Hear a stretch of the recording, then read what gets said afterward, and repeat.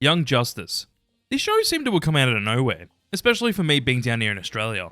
From what I know though, it also seemed like this show managed to gain a big audience over time and wasn't that popular when it first aired.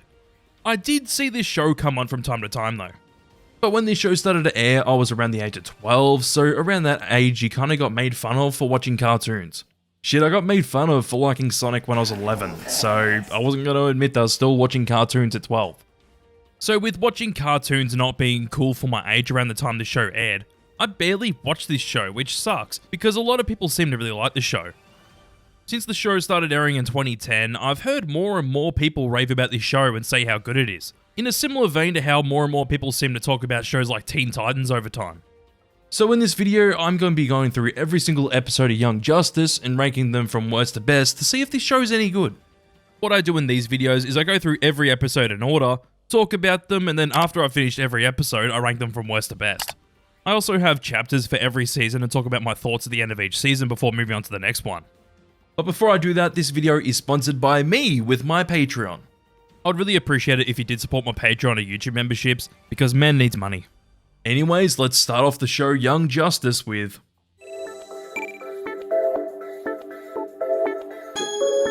So we start off Young Justice in Gotham, as Robin and Batman take Mr. Freeze down after he decides to start freezing some people in public. From there it goes to Star City, as Icy Boy named Icicle Jr., great name, is freezing stuff on a bridge, as Green Arrow and Speedy show up and manage to deal with him quickly.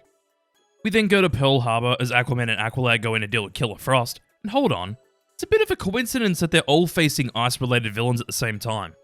Speaking about that, after Aquaman and Aqualad knock out Killer Frost, we see the Flash and Kid Flash deal with Captain Cold, as all of the sidekicks say that they need to hurry, because today's the day. We then see what they're actually talking about, as the Justice League members take their sidekicks to the Hall of Justice, as we then get the intro to the show. I don't know, the intro of this show just doesn't do it for me like the DCAU shows do. I know that a bit of nostalgia plays into that, but this intro just doesn't feel as big as those intros either. The intro definitely works as a small introduction to the show for viewers to understand what type of show this is, but I will say that it could have been better. Anyways, they all make their way into the Hall of Justice, and I actually like this line from Robin. First time at the hall. I'm a little overwhelmed. You're overwhelmed, Freeze was underwhelmed. Why isn't anyone ever just whelmed? From there, they then get into the Inner Sanctum's library, after Martian Manhunter and Red Tornado take them in and quickly show them around. Batman then talks to the other League members about how it's a coincidence that 4 ice villains all attacked at the same time, where the original League members are going through into the next room, as the sidekicks aren't allowed in. Speedy, well I'll just call him by his name, Roy, because it's easier, ends up cracking it as he thought that they would get full access to seeing the League's headquarters. After Aquaman tells him that he's lucky to get this privilege, Green Arrow tells Roy to be patient, but Roy tells him that he needs respect. He then tells the others that they deserve to be treated better, and not to be treated like sidekicks, well they don't say anything. Roy cracks it even more, since they don't realise that the room that they're currently in is just their fake headquarters for tourists to see, and that they all aren't actually getting a tour of their actual headquarters. He tells them that their actual headquarters is the Watchtower, and that the League's members actually get teleported up there, and as Aquaman tells Roy to calm down, he says to Green Arrow that he isn't his partner anymore and storms out. When he does, Superman tells the League's members that there's been an explosion at Cadmus, but Zatara interrupts where he tells them that someone Zanama couldn't catch is using an amulet to block out the sun. The League's members then decide to go and help Zatara, as they tell the sidekicks to stay put, where they get annoyed about them leaving them there. When they leave, they all seem to be annoyed, but they end up wondering what Cadmus actually is, as Robin manages to hack into the Justice League computers to find out what Cadmus is. The only thing they find is a location to their factory, where they decide to drop into the lab. When they do, they manage to save a few people from the explosions that are going on in the lab, and then make their way in, as they see someone going down the elevator. They decide to try and find out where they ended up, as they manage to sneak into one of the secret labs in Cadmus, and find some giant monster things walking through the hallways. After they leave, we see a scientist named Dr. Desmond testing on some things, as Guardian tells him that 3 intruders are in the building, but Desmond brushes it off, as the place wasn't locked down. We then see the figure that Aqualad saw, as he tells Guardian to leave Gino behind. I have no idea what the hell that thing is, but I assume it's the same thing that's controlling the monsters walking through the hallways. Dr. Desmond tells him to keep it on him, as it will actually help him talk to the people telepathically, as he then takes it with him. We go back to the 3 as they find out that Cadmus has been generating its own power with some alien bugs, as Robin finds out that all the creatures are named Genomorphs. They find out that they're trying to use the Genomorphs as weapons, as Guardian finds them and recognizes the 3, as Guardian was apparently a hero. As they're talking to them, the Genode uses their mind control on him to make him and the other Genomorphs attack the 3. As they get attacked, they try to make a run for it, but Robin takes them down to a lower level to find out what Project KR is that they found when looking at the information about the Genomorphs.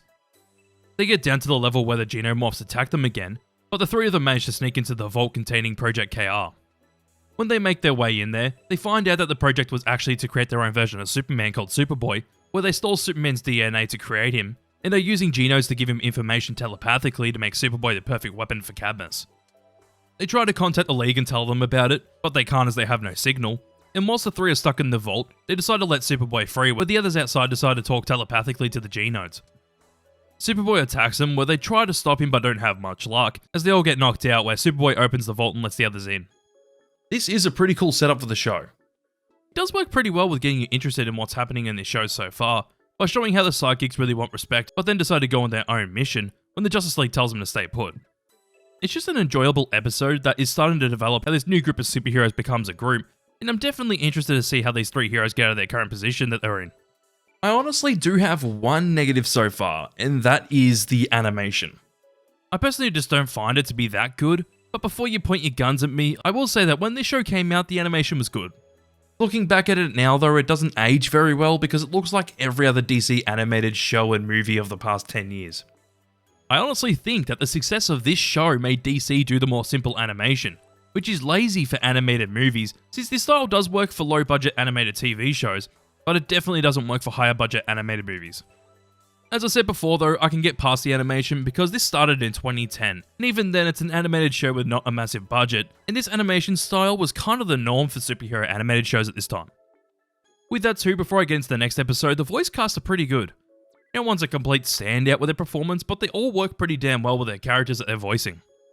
I was surprised to see that Rick Toffin voices Superman, and also Alan Tudyk voices Green Arrow. I didn't even recognize their voices in this episode. Anywho, I do wonder how this show will go, so let's just get into the next episode.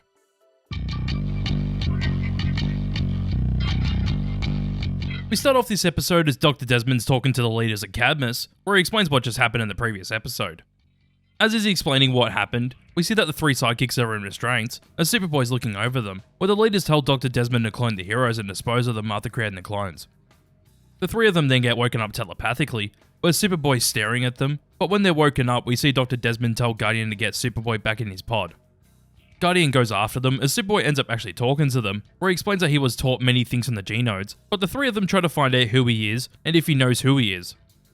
Superboy explains who he is, and that he's a genome created by Superman's DNA, and whilst talking to him, Robin's trying to get out of his restraints as he tries to unlock them. They try to persuade Superboy to help them get out of the lab, but Dr. Desmond and Guardian come in as they try to take Superboy away. He ends up getting mind controlled by one of the genodes to go back into his pod, where Dr. Desmond goes through with his plan to clone the three of them. As they're going through the experiment, Aqualad manages to get through to Superboy, as he comes back to free the three of them, and this is pretty funny. You here to help us or fry us? I don't seem to have heat vision, so I suppose helping is my only option. So the four of them then make a run for it, as Dr. Desmond decides to activate all the genodes to stop them from escaping. We then see the genodes come out as they get in the hero's way, where they start to fight. After fighting for a little, they end up getting up a few levels through the elevator shafts, and as more genodes are after them when in the vents, Robin manages to hack them and lose Dr. Desmond and Guardian for a bit.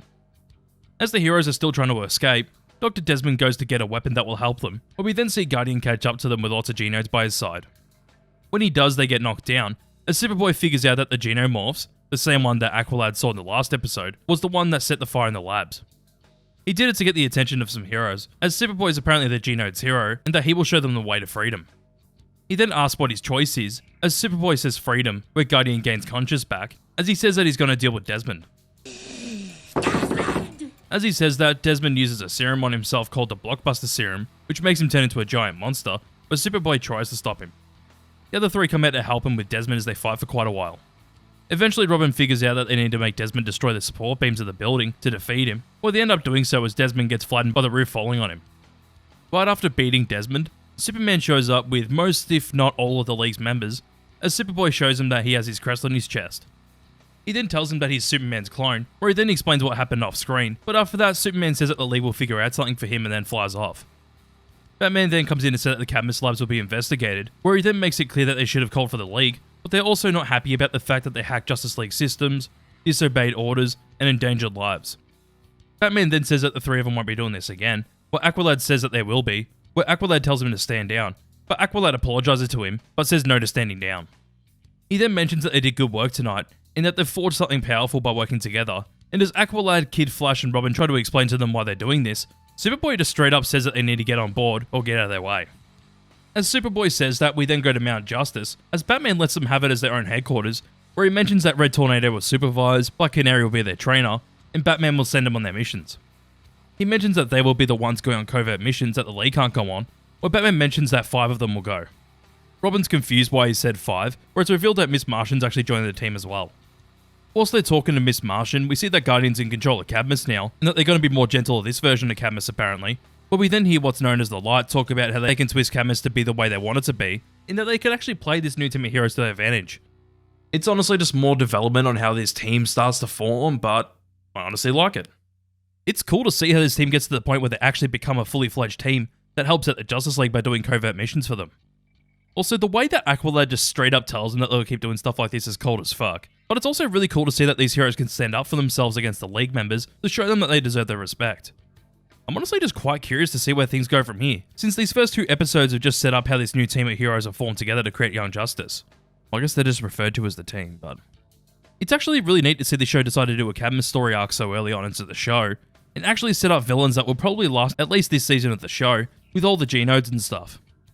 As the Genodes themselves go, they aren't really that interesting, besides the fact that they're secret government experiments to make superpowered beings that the government can control, but I definitely think that it will get better later on with more development. I will say though, I did enjoy this episode more than the first one, so it has to go above that.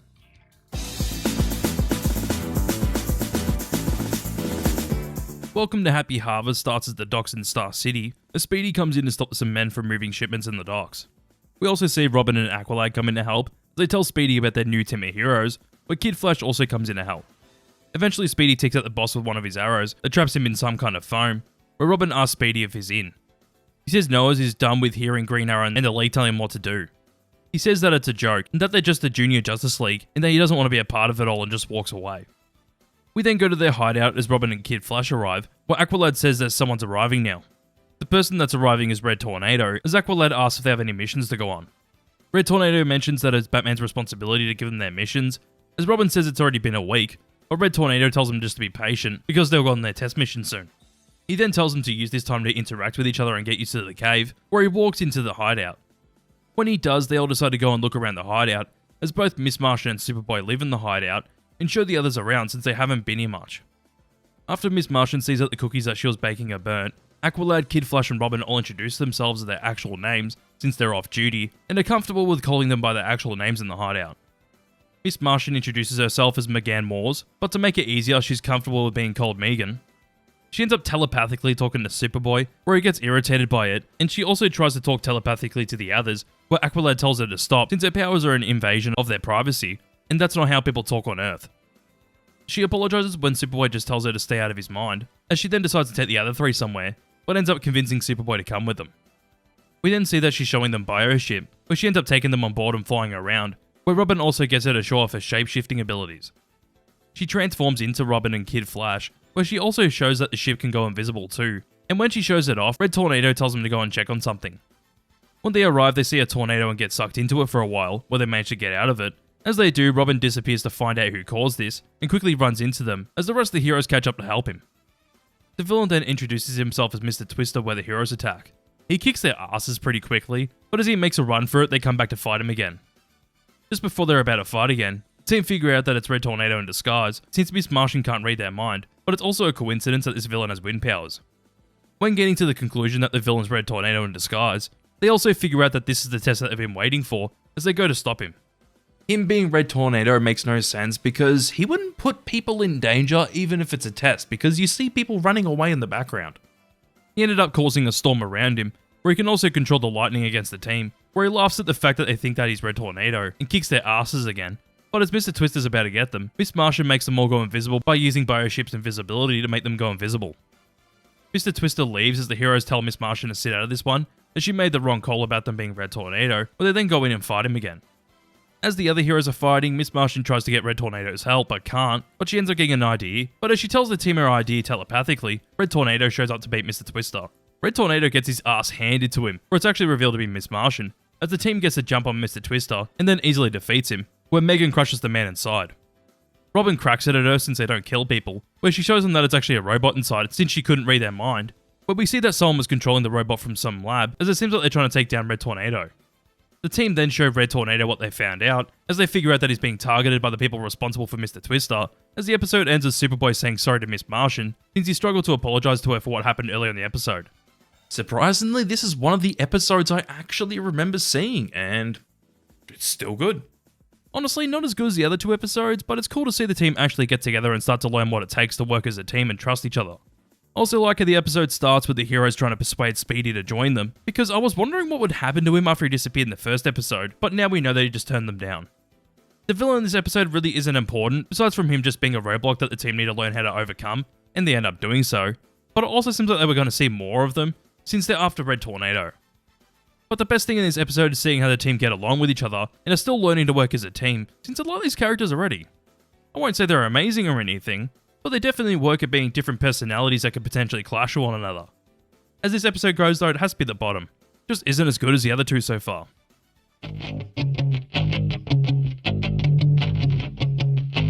This starts with a depressed looking Bane and a few of his henchmen being held at gunpoint in some kind of facility at Santa Prisca, where Bane's told to beat their champion in a one-on-one fight, as Bane's given his venom back to fight the champion. Also, no way Danny Trejo voices Bane. That is fucking cool. The champion is fighting as some guy that got some mutant serum put into him, and when they fight, Bane gets his shit kicked in.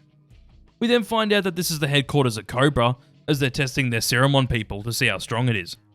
From there we go to the heroes on Bioship, as they're arriving at Santa Prisca, as we flash back to Batman telling them about their mission. He tells them that some illegal steroids being manufactured there, which is actually venom, as the heroes have to go in and observe what they're doing at two different drop zones on the island. We then go back to the team on their mission, as Aqualad drops into the first drop zone and turns off their sensors, where the others get into their stealth gear where Miss Martian's being a bit of a simp for Superboy. They then drop into the second zone as they make their way towards Cobra's facilities, but when they do they see Bane trying to make his way off the island by shooting at some Cobra men. Kid Flash accidentally trips and ends up being in the middle of both of them, where the others come in to help them as they manage to take them all down. The team figures out that this is the Cobra Cult's hideout, and as the team argue about who should be leading, Superboy and Miss Martian have a cute moment. As Kid Flash and Robin are arguing, Bane laughs at them, but then says that there's a secret entrance where Miss Martian tries to get it out of them, but can't since he thinks of other things just to keep her out. Bane then says that the enemy of my enemy is my friend, where they end up letting Bane help them as he shows the heroes the secret entrance he was talking about. They end up getting into their headquarters as Robin finds chemical formulas for Venom and the Blockbuster Serum, where they figure out that combining the two makes it 3 times stronger and permanent. Robin then figures out that the mystery buyer must be their supplier, but when Robin tries to radio Aqualad with what he found out, the signal's jammed. We then see Sportsmaster arrive at Cobra's headquarters, as the Cobra leader shows him the new serum is cooked up and that it actually works. Miss Martian's overhearing their conversation as she's invisible right in front of them, where she tells the others what's happening and who the buyer is, as Aqualad tries to contact anyone else to let them know, but it doesn't work, and Bane decides to attack some of the Cobra men. When he does, the mutated person comes in as well as many other men, as the heroes have to stop them. Bane dips as they're fighting, where Robin runs into Cobra leader, where he ends up coming back to the others to help them. They end up getting away from them and decide that Aqualad should lead them, since he seems like the perfect fit, even though Robin has the most experience, where he admits that he isn't ready to lead them yet. We then see that Robin sabotaged the helicopter when running into the Cobra leader, as the heroes run back into Bane where he set up the explosives that will trap the heroes in the secret entrance to his factory, since he wants the factory back again. As he's about to trap them in there, Kid Flash takes the detonator from Bane as Superboy knocks him out. When they do, they go back for Cobra as they start to fight. Aqualad manages to knock out the mutant, but as Spotsmaster tries to escape on the helicopter, Miss Martian makes a blow up with Bane's explosives, as we see Cobra leader kick the shit out of Robin. The heroes come in to help him as the leader dips, where Robin admits that they picked the right person to lead them. We then go back to their hideout as Batman cracks it since it was just meant to be a recon mission, but instead they blow up their headquarters, and that they'll all get written evaluations about their mistakes, but until then he says good job to them since the first battle plan never succeeds, but it's how they adapt is what matters. The episode then ends with Sportsmaster talking to the Light, telling them that he has one serum left, but if the heroes attack again, they'll have to take serious action. Honestly, just another good episode.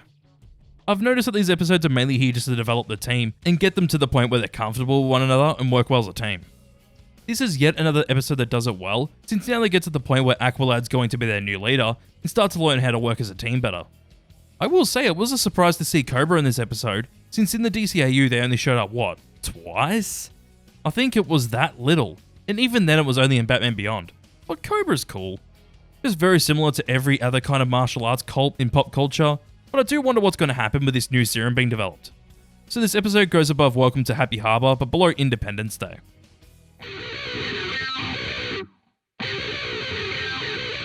School starts with a car crash on a bridge as Superman and Superboy come in to help them, as Bruce is watching them from his building.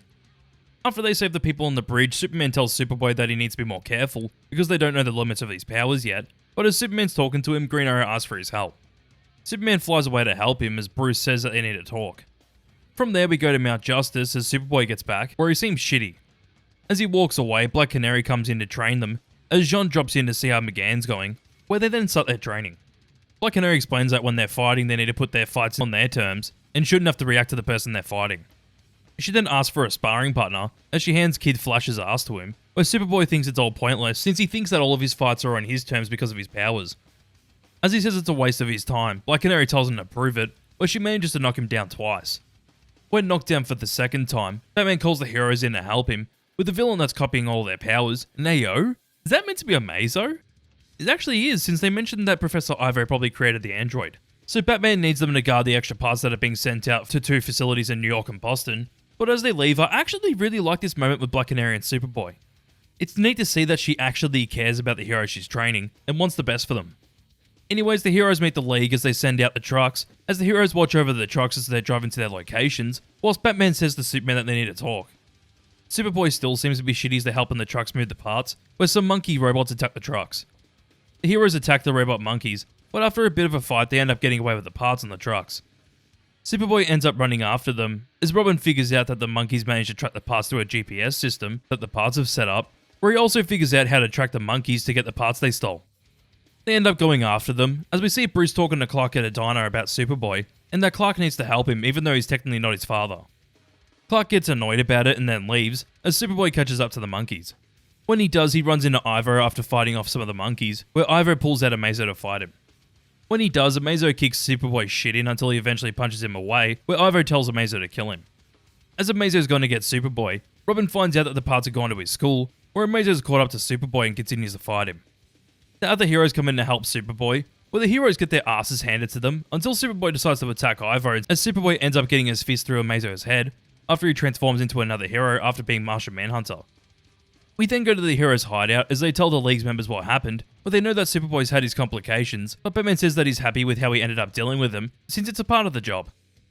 Superboy seems happy about what Batman told him, as Batman then says that there's no shame in asking for help, but when he mentions that, Robin says that they were following them, since there was an arrow shot at Amazo during the fight. Green Arrow shows them that it actually wasn't his arrow, but they figure out that it's Speedy, as the episode ends with Superboy telling Black Canary that he's ready. You know what? This is the best episode yet. I really like how they bring up the stuff about Superman needing to help Superboy, since he's technically his father. It's some interesting stuff, since Superman technically isn't his dad, but since Superboy's a clone, others feel like he should try to be a father figure to him. Also with that, you start to see the League actually trust the group of heroes more, and it's great. Especially with the fact that the League let them face off against Amazo, which is honestly an extremely powerful character in the DC universe. I do wonder if that arrow is someone else's though, and not Speedy's. But since this is the best episode yet, let's see how the next episode is.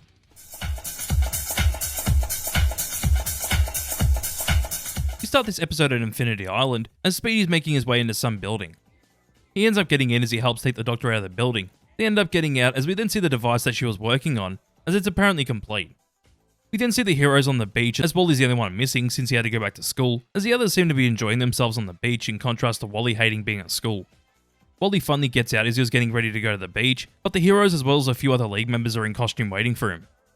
After he trips, we see that Artemis is another new hero joining the team, as she's Green Arrow's new protege, but as Green Arrow tells them that, Speedy comes in saying that he's Red Arrow now. He then cracks it about how Oliver replaced him so quickly, but the heroes also explain that they would have had him on the team, but since he said no, they decided to take Artemis. Red Arrow then explains that a doctor was taken 2 weeks ago by the League of Shadows, and that he already rescued her, but the problem now is that she completed the device before he managed to save her. The device is made up of millions of tiny robots that can eat through anything, as we see them break into a lab where the robots steal information off some computers.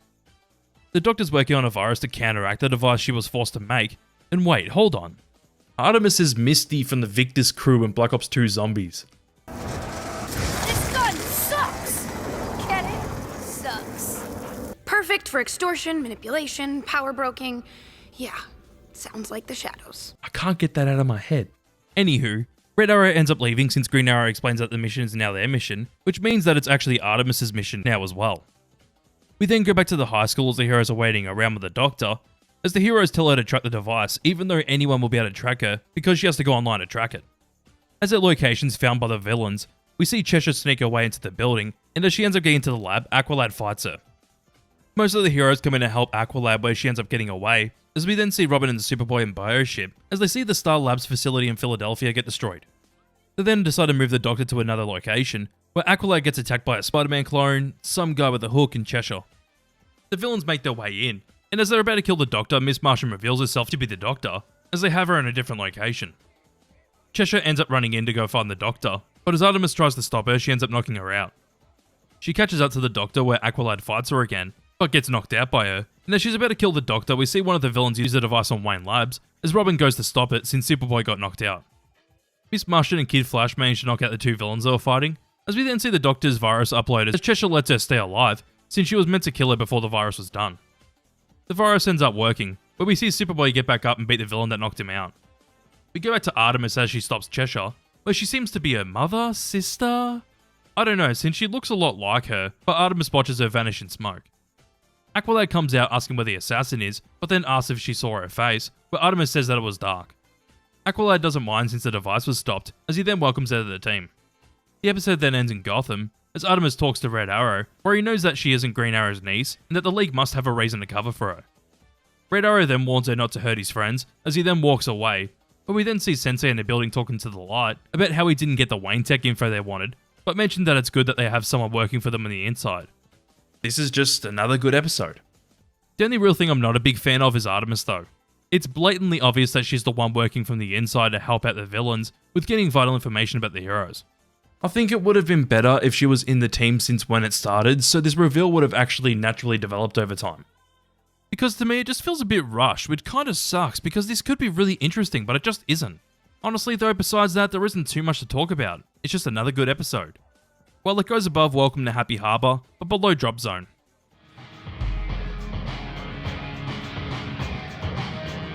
Denial starts with the Helmet of Fate, where we then go to someone walking down the streets of New Orleans as they walk into a fortune teller's place. By the way, not to confuse you all, this is meant to be Kent Nelson, who is actually Dr. Fate. The woman that owns this place, named Madame Xanadu, voiced by Max from Batman Beyond, walks out as she knows that the man wants to talk to his dead wife Inza. Oh, so she's dead? That fucking sucks.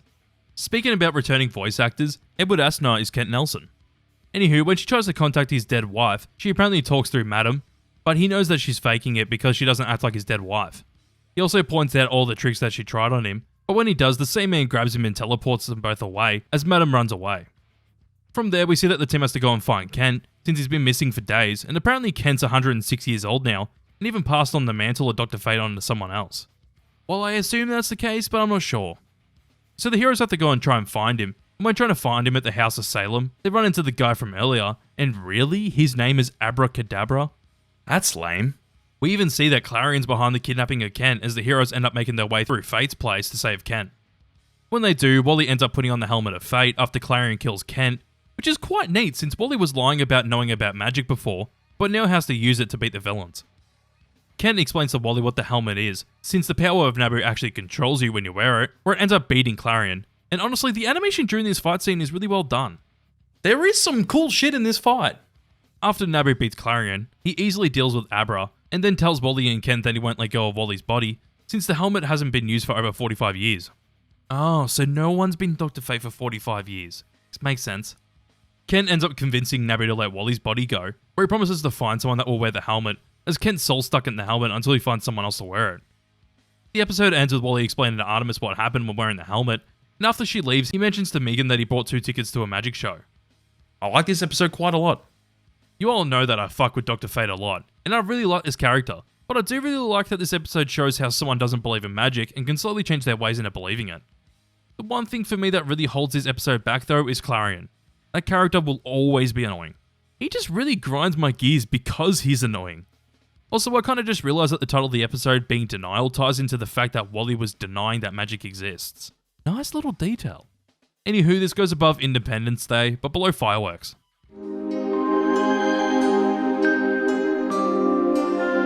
This episode starts as the team are taking on Clayface in some kind of factory in Gotham. We see them get their asses handed to them as Batman quickly comes in and stops Clayface. When he does, he decides to talk to Aqualad at their hideout, where he explains that he wasn't in the game. Aqualad starts to doubt if he even belongs here, as Batman tells him that he can split his time between both, but when he's here, his mind needs to be 100% there. From there, we see Aqualad go back to Atlantis, where he seems to be interested in this woman named Tula, as he thinks about her a lot, and that's why his mind wasn't completely in the mission earlier. As Aqualad's in Atlantis, we get this moment that I find quite funny after Megan accidentally drops her ingredients on Superboy.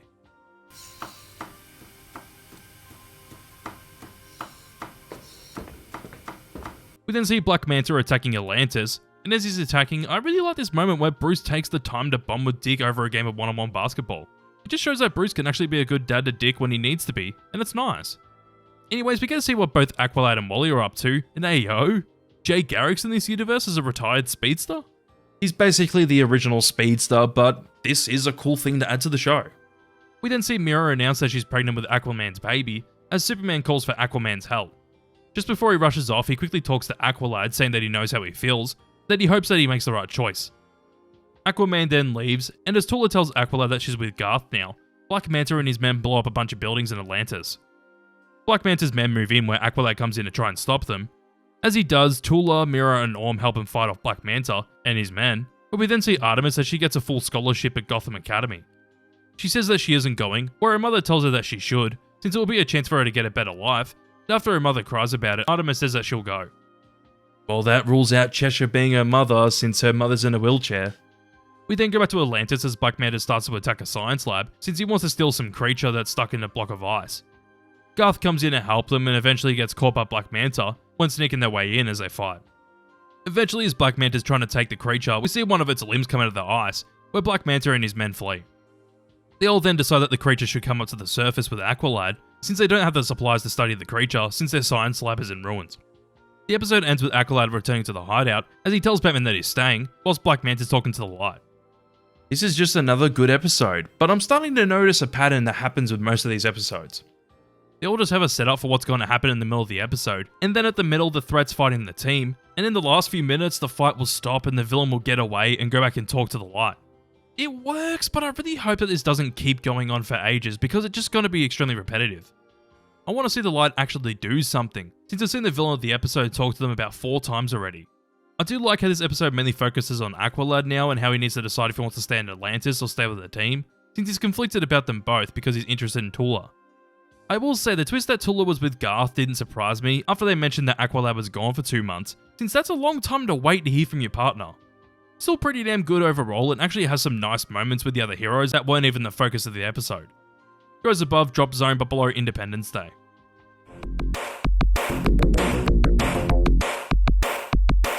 Bearif starts with Miss Martian waking up in a desert, where she seems to have amnesia because she doesn't remember anything. Superboy even comes up to her and tries to attack her, as he's forgotten his memory as well. We then go to Robin somewhere else in the same desert, as he sees some army men driving, where he seems to have forgotten why he's out here. He was going to try and contact Batman, where he remembers that he told him not to use the radio, but we then see Wally run into Artemis, as they both don't remember each other. They then get shot at by some tanks, but they end up running away from them. Miss Martian then starts to remember who she is, as she uses her powers to see some of her old memories, where she realizes that she needs to go and stop Superboy, since he's in a rage at the moment.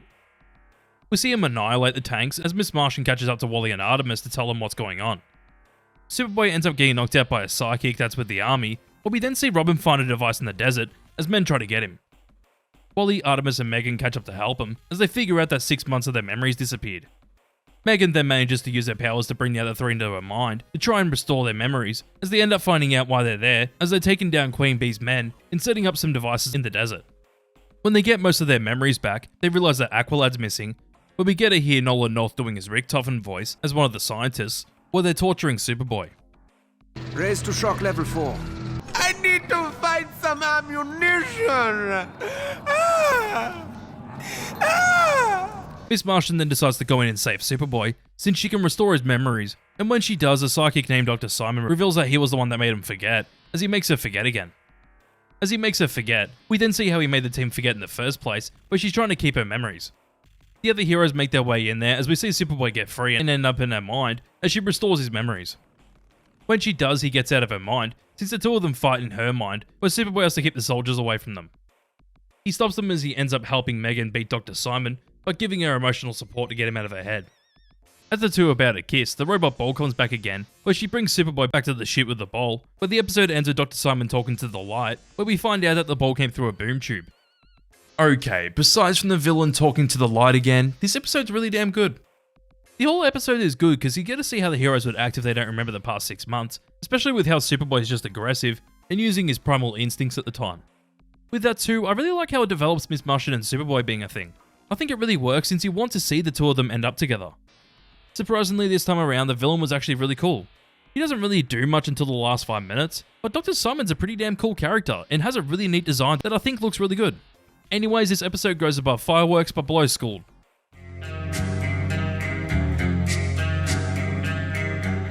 This starts with Red Arrow sneaking around near South and North Malaysia's leaders as he decides to ask Aqualad for the Justice League's database to find out the height of Cheshire. He gets the information as he finds her in a pop-up food joint, but she tries to attack the arbitrator as they arrive. Red Arrow manages to stop her with a missile as they end up fighting when she decides to push into the arbitrator. She ends up getting held at gunpoint where the arbitrator is revealed to be Lex, and oh shit, that was a pretty good reveal. I definitely didn't expect that. We then see Lex talk to Red Arrow as he tells the officers to let him go, since he helped take down Cheshire, where Red Arrow doesn't seem that happy about it. Lex points out that he's on the side of the Angels at the moment, where Red Arrow doubts him, but he mentions that he would make more money if the two nations were at peace and not fighting against each other. Red Arrow wants to try and find out who would have hired the League to try and assassinate Lex, but Lex tries to hire him to help, but he says that he doesn't want his money, as Lex laughs and says that he'll do it for free. As he goes to talk to the two nations' leaders, we see Miss Martian and Superboy getting ready for their first day at school, as the two come up with different aliases for themselves, as Megan decides to be Megan Morse, and Superboy decides to be Connor Kent, since Megan likes the name Connor, and they try to say that the Kent is in Dr. Fate's memory. Red Arrow then goes to investigate Cheshire in prison, but when he does, she gets broken out by Sportsmaster, as Red Arrow tries to chase him down. As they get away on a helicopter, Red Arrow ends up putting a tracker on their helicopter, as we then see Ra's al Ghul, as he was the one that wanted Cheshire to assassinate Lex. Ra's knows that Red Arrow is there watching them, as they end up fighting, where they end up breaking his bow, as we then see Megan and Connor arriving at school. We then go back to the fight as Red Arrow manages to get away, where he contacts the heroes through his earpiece and admits that he was in over his head. He then tells Lex what he found out, where we then see Connor answer a question about Malaysia, right? And as Connor asks why they're fighting, Megan admits that she's a white Martian. At least this series makes it clear what she is, since the DCAU couldn't even do that with Justice League vs. the Fatal 5. That came out like 6 years after this series started. Oh no, it was actually 8 years. Fuck. From there, we see Lex talking to the two leaders, as Cheshire tries to bomb the place, but Aqualad and Red Arrow manage to contain the explosion away from the leaders. The League of Shadows with Sportsmaster then come out of a helicopter to fight them. Eventually, after cutting back from Megan getting into the cheerleading squad, called the Bumblebees, Cheshire and Sportsmaster get away as one of the soldiers try to assassinate Lex and get shot by Mercy since she's a robot? Honestly, quite interesting to make Lex's assistant Mercy a robot, but I quite like it. It's just something different, but it's cool. After that, we see the two nations sign a peace treaty, as Red Arrow decides to ask Aqualad if he thinks that there's a mole on their team, feeding the League of Shadows the information that they need, or he says that he doesn't know but he'll look into it quietly. Aqualad then asks why Red Arrow called for his help instead of Green Arrow or the League's help, where he admits that the team has his respect, and that if the team ever needs him, he'll be there for them. The episode then ends with Lex talking to Ra's, as he says that they're quite literally buying into the peace, or they're planning to take over the whole nation. God damn, another episode with a really awesome ending. I actually like it even more. So that whole ending where it's revealed that Ra's and Lex are actually helping each other out is awesome on its own. But it's also great to see a scene where Red Arrow actually admits that he respects Aqualad's team. By the way, I don't know if I should call them Young Justice because they haven't referred to themselves as any kind of name before. So if I'm referring to them, I'm just going to call them the team, or possibly Aqualad's team if I want to. But to be honest, this episode's just really good start to finish. I like how they bring back Cheshire since she's actually a pretty neat character. Also, you get to finally see Ra's leading the League of Shadows, as their plans start to unfold. I just hope that the League's actually a big threat to the team in the future. As this episode goes, it's honestly the best so far.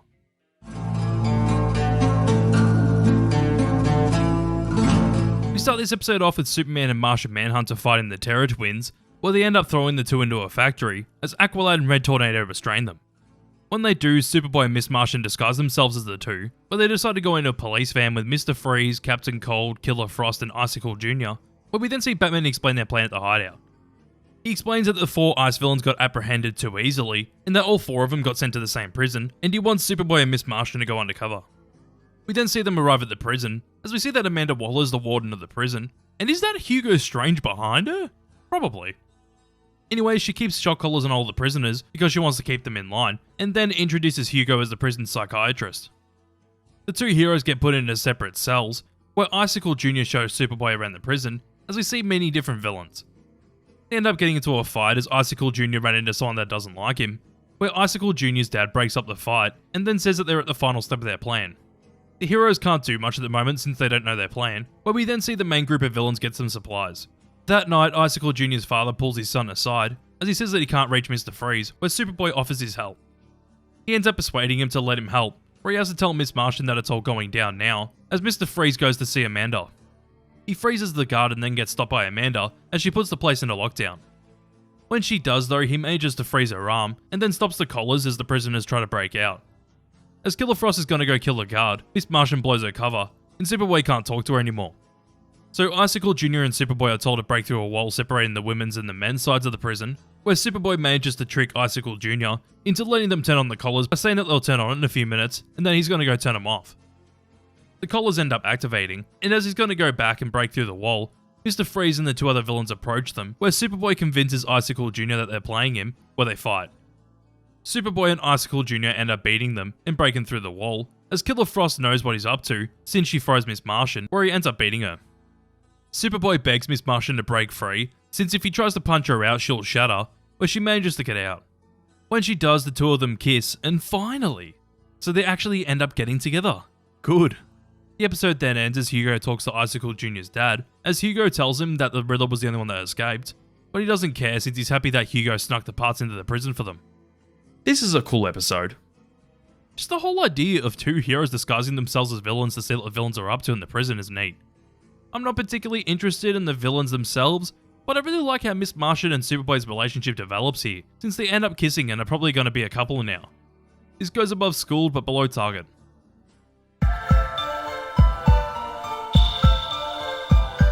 Homefront starts with Artemis waking up as she stares at an Alice in Wonderland poster, then gets flashbacks about her sister leaving. Ah, so Cheshire is her sister. So as she's looking at the poster, her mother tells her to hurry up, since she'll be late for her first day at Gotham Academy, where we then see her arrive, as Dick takes a selfie with her. Artemis had no idea that it was Dick, as Barbara wonders why he did that. From there we go to the team's hideout, as Miss Martian and Superboy are kissing, while the Sphere comes in as well as Kid Flash. When they do, we see Aqualad talking to Red Tornado, where he mentions that there's an apparent mole in the team, and that he hasn't told anyone yet. He then says that he might tell Batman, as Red Tornado tells him that it's his decision if he wants to or not. Red Tornado then leaves, as we see Artemis as she's about to go to the hideout, where she runs into Robin. He tries to act surprised since she's meant to be in Star City, where she comes up with an excuse as to why she's in Gotham instead. They then go to the hideout as the place is all blown up and they get attacked. Well shit, that's a way to start the episode.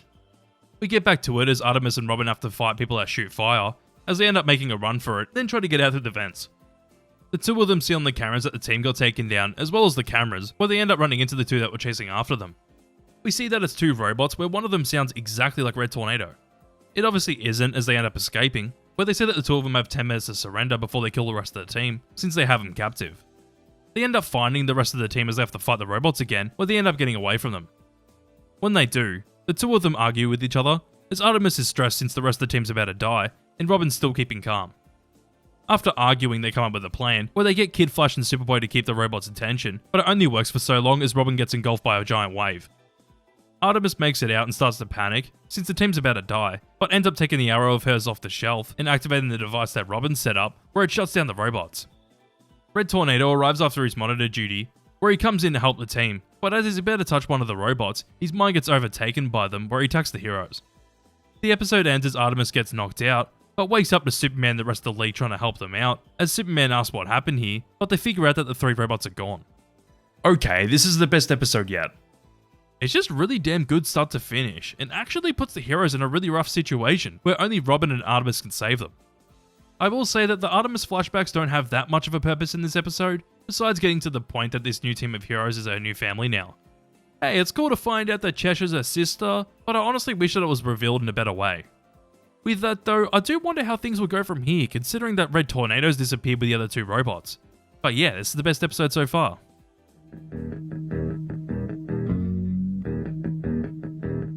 This episode starts with hunters in northern India, as they see a tiger get knocked out by some electrical fences. Not sure what they are, but a gorilla with a minigun comes out and presumably mows them down. What the fuck? What a weird start to an episode. I'm genuinely confused as to what happened. From there, we see the League as they're repairing the team's headquarters, since in the last episode the two robots absolutely destroyed the place. The team are trying to get answers about all of this, but as Aqualad tells Batman that he knew that there was a mole amongst them, Superboy overhears them and cracks it since he didn't tell them. Batman tells them to stop, as this is the League's responsibility, since Red Tornadoes are part of the League, where the team are sent on a different mission to go deal with the gorilla we saw with a minigun. As the team goes on their mission with Captain Marvel, we see how the rest of them are annoyed about Aqualad not telling them about the mole, since they started the team because the League wasn't telling them things. They all seem to be at each other's throats when out on this mission, but they eventually run into some Cobra mutated elephants, some other animals, and even the tiger we saw at the start of the episode. The team ends up realizing that they're being controlled by collars, where Aqualad and Captain Marvel end up taking them off the elephants, and after they do, I really like this moment where Captain Marvel gives Aqualad some advice on being a leader. This is just something that even the Shazam movie didn't do, and shows that he has the wisdom of Solomon. From there, Captain Marvel sees the tiger and tries to take the collar off of it, where he ends up getting knocked down by electrical fences, and then the gorilla comes out. Aqualad ends up seeing that Captain Marvel got dragged away, as he makes the team stop arguing so they can help him save Captain Marvel. Speaking about him, we see him as the gorilla gets commanded by some robot to prepare for a surgery on Captain Marvel to steal his wisdom from his brain. The team then starts to move in as they turn off the electrical fences, but get attacked. The team ends up removing their collars, as the gorilla comes out where he manages to get Miss Martian, as she's invisible, but we get to see a Planet of the Apes reference. Get your paws off her, you darn dirty ape! As the surgery is about to start, we see that it's a villain called the Brain, which is literally just a brain in a robot, that gets attacked by Tiger as the team comes in. They end up attacking them as they get rid of more electrical fences, as Superboy also comes in and helps them.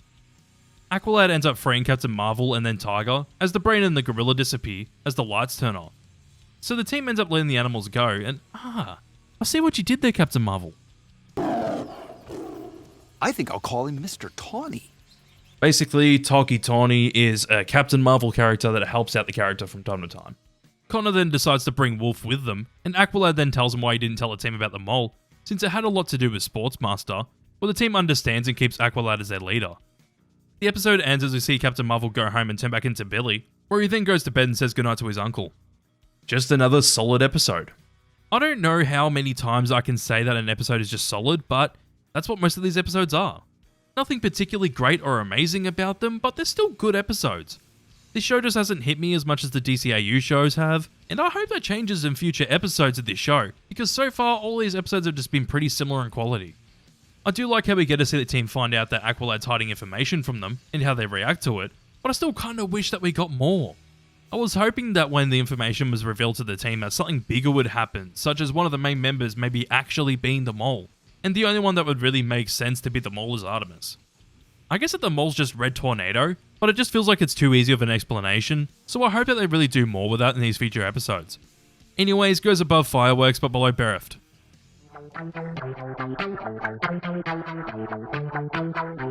Revelation starts with Poison Ivy attacking Metropolis with a giant plant, as we see that she's a part of the Injustice League, and dog, what the fuck did they do to the Joker? I don't care what anyone says, this design is straight up ass. Also, I'm not a fan of the voice that Brent Spiner does, but it's a million times better than the design, I guess. I will always remember Brent as being Conan O'Brien in South Park Bigger, Longer and Uncut. You loved our movie, Conan. We watched it together, remember? You laughed. What have I done? Anyways, we go to the team as Robin and Aqualad are training, where the others come out. Batman comes out and shows them the attack on Metropolis, but he actually wants them to find Sportsmaster, since the plants that Ivy unleashed in Metropolis have possibly been enhanced by the Cobra Venom. Batman's figured out that the villains have made their own team, and when seeing that Ivy attacked a few different cities across the globe, the Joker hacks into the satellites and shows everyone the Injustice League. He says that the team will take a ransom of $10 billion to stop their attacks, but the longer the world's leaders take to give them the money, the more people will get hurt. The broadcast ends as Robin identifies all the Injustice League members, and is that meant to be Atomic Skull? I'm just used to him having an actual Atomic Skull. Kinda strange to see him walking around like this, where he's basically just a walking corpse. From there, the team gets told by Batman to find the central control system of these attacks and destroy it, hinting towards the team fighting the Injustice League. And damn, that's a lot of trust that Batman's put into the team, since the Justice League have to go and fight the plants. So with Zatara's help, they find out where the center control system is, where they all head out with the Justice League members going to stop the plants, and the team are going to go stop the Injustice League. We see the Injustice League as they're still using the plant to attack, as they get an alarm notifying them about intruders. They go to stop the team as they take down their ship, where they manage to escape one of Ivy's plants as it takes the ship into the water. Vertigo and Black Adam come out to fight the team, as we see the League stopping the plants all across the globe. We then get back to the team as they get knocked out, besides from Miss Martian and Robin, where they get caught by Ivy and Ultra Humanite as they're trying to sneak into the facility. They end up escaping, where we then see the rest of the team as the villains take them into the facility. When they do, Miss Martian uses the ship to free them, as the team fights the villains again. Whilst fighting, Robin manages to destroy the main plant, as the Joker and Atomic Skull come out to fight the team as well. They end up going with Plan B, which is in Aqualad's duffel bag, and he reveals it to be the Helmet of Fate, as Aqualad puts it on. He ends up fighting Wotan, and as they're fighting, the League comes in to help them and easily finish the fight. When the Injustice League surrender, the Joker uses Venom to try and stop them, as Fate gets rid of the gas. After the fight's finished, Kid Flash cracks it about him putting on the helmet, since Nabu won't release him, but surprisingly, Aqualad actually takes the helmet off, since Kent helped him convince Nabu to let him go. The episode then ends as someone saying that the team believe that the Injustice League are the secret society they were hunting, as the secret society they're talking about, being the Light, reveal themselves to be Vandal Savage, Queen Bee, Ocean Master, Raish, Lex, and Clarion. And the brain. This is just another good episode. I will say, the one thing that really stands out to me in this episode is seeing the Justice League actually out there doing something. In other episodes, we don't really see them do much, and if we do, it's for 2 seconds. But this time around, it's nearly a third of the episode seeing them fight the plants. With that too though, just fighting plants across the globe isn't interesting. I have to say it, I don't like the Joker in this series. He just isn't interesting, and I don't like the way he's portrayed in this series. It's hard to describe it, but he just doesn't feel like a character that can be as chaotic as the Joker can usually be. I guess going from the DCAU's adaptation of the Joker, which is arguably the best of all time, to this is just a massive downgrade. But besides the Joker, the Injustice League are alright. None of them really stand out, but they were just villains to stand the hero's way for this episode. I kinda wish that the show took some time to develop at least 1 or 2 villains before this, but they didn't. So this goes above School, but below Terrors.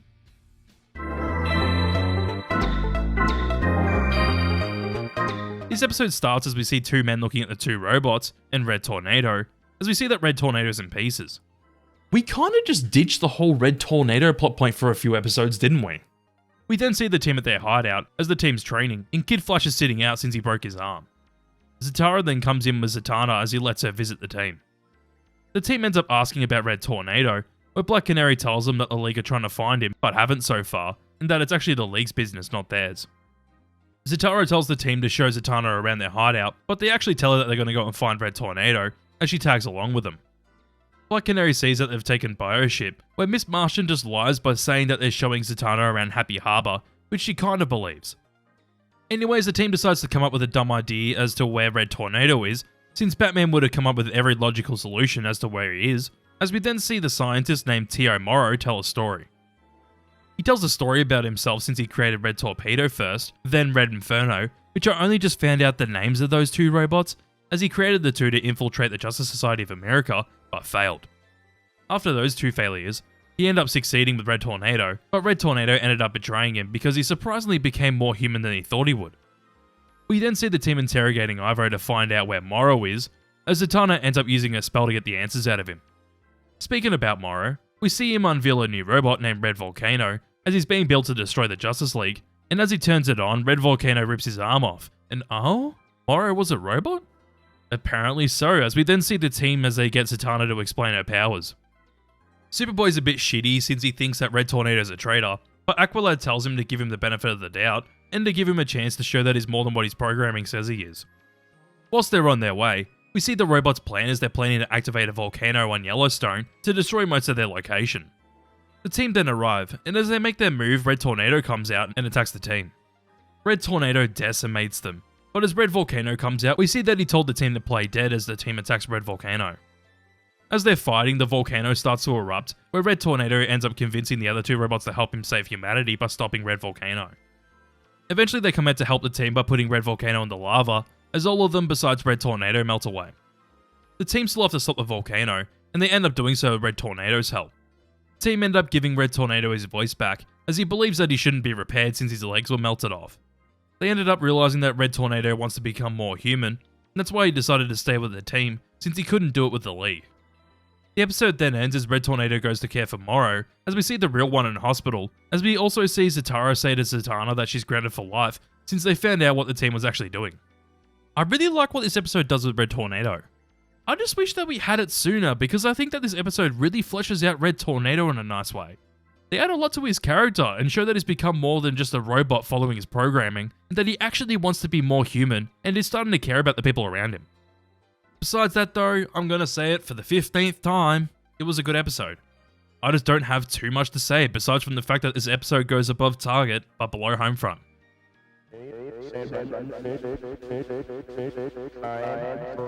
Failsafe starts as an alien ship is coming towards Earth, where Hal, John, and Batman come in to stop the ship. Hal and John warn the ship to turn around, as the League then attack the ship. When they do though, they all disappear, as we then see Red Tornado talk to Zatara, as they talk about what just happened. Red Tornado then goes to help them, as he says to the team that if they fail, the responsibility falls on them. We then see the aliens attacking Central City, as the Flash and Zatara are trying to help everyone. As they're doing so, we see the other League members fighting the robots in other cities, as they all get taken out. Red Tornado is the last one left, and just before getting disintegrated, he warns the team that he's the last one left, where the team then discover that there's one alien ship in the middle of nowhere. They discover that it's at the Fortress of Solitude, where they then go to stop the ship. They end up doing so after Wolf gets disintegrated. Superboy rips the gun off the top to attach it to Bioship, and when Miss Martian's attaching it to the ship, the other two ships come out and attack them, where Artemis gets disintegrated. The team ends up escaping as they decide to go to the Hall of Justice, but they decide to let everyone know that there's still heroes trying to help them, and as they do, they have to fight more ships as the army are trying to stop them. Superboy ends up destroying the main ship trying to destroy the army, as the team tells the general what their plans are. They then make their move into the Hall of Justice, as Miss Martian finds Martian Manhunter, where they wonder how he survived since he was disintegrated. He doesn't remember how he survived, where Robin and Kid Flash figure out that the guns don't disintegrate people, they actually teleport them elsewhere. The aliens attack in their ships again as Miss Martian decides to try and send as many heroes to their hideout as possible. They end up getting a few of the team's members through, and even a private, as Aqualad gets hit by a beam.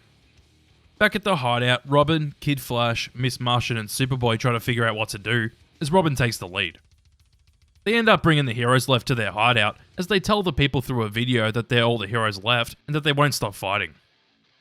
After that, we see the team go through with their plan as they try to sneak onto the mothership in Smallville, where Superboy's the distraction.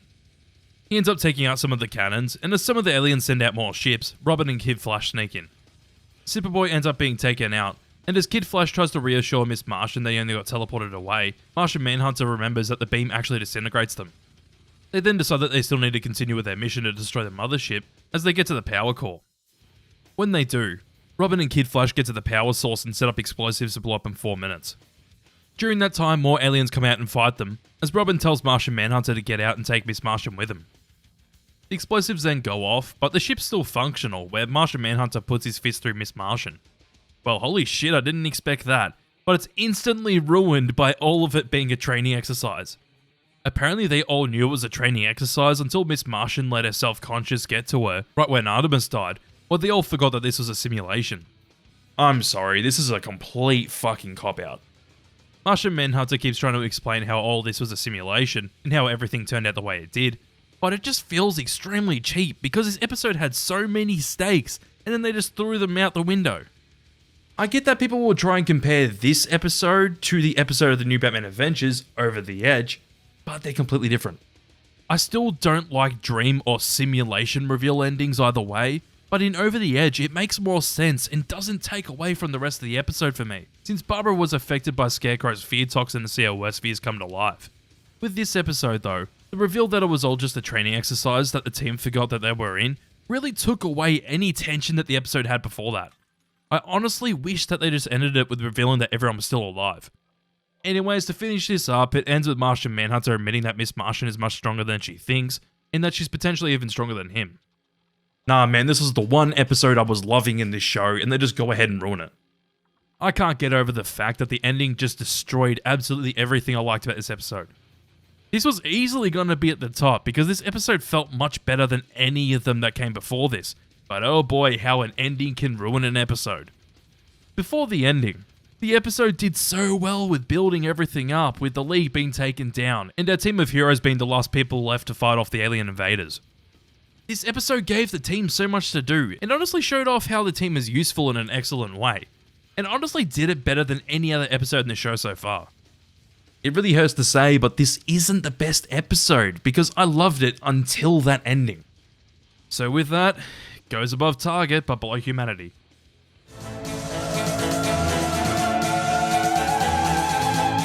This episode starts with the team at their hideout as they all look down the dumps.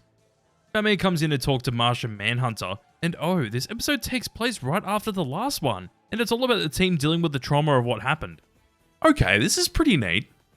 From there we go to Metropolis as Superboy gets angry with Black Canary after she tries to talk to him, where we see some flying car come out of a boom tube, where they're trying to find something called the New Genosphere.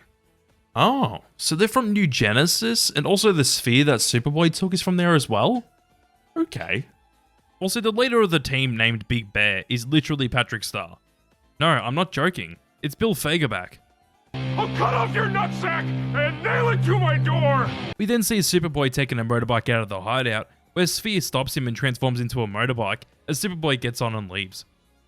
As he's flying around on the bike, Batman goes chasing after him and tries to contact him through his earpiece, but realizes that he's left it behind. Then we see Artemis talking to Black Canary, as Artemis denies her help. Black Canary says that she should be more open with the team, and to even tell them that she isn't Green Arrow's niece. She then realizes that Artemis is most worried about Wally, since she mentioned that she can't tell the team that she isn't his niece, because she worries about what Wally would do with that information. We go back to Superboy on the bike, as the people from New Genesis tell Superboy to hand him back the device. He obviously says no, but one of them uses a mother box to realize that Superboy actually saved the sphere from the people that actually stole it on New Genesis. Whilst they're talking, Aqualad admits to Black Canary that he can't lead the team anymore, where he also says that the other members aren't fit to be leader, but when he gets to Robin, Black Canary thinks that Aqualad thinks that he's the only real fit to be a leader. He cuts her off by saying that he's too young, and because of that he can't resign from being the leader of the team yet. We then go back to Superboy as the people from New Genesis introduce themselves to Superboy, where they go to find some of the other tech that's been stolen.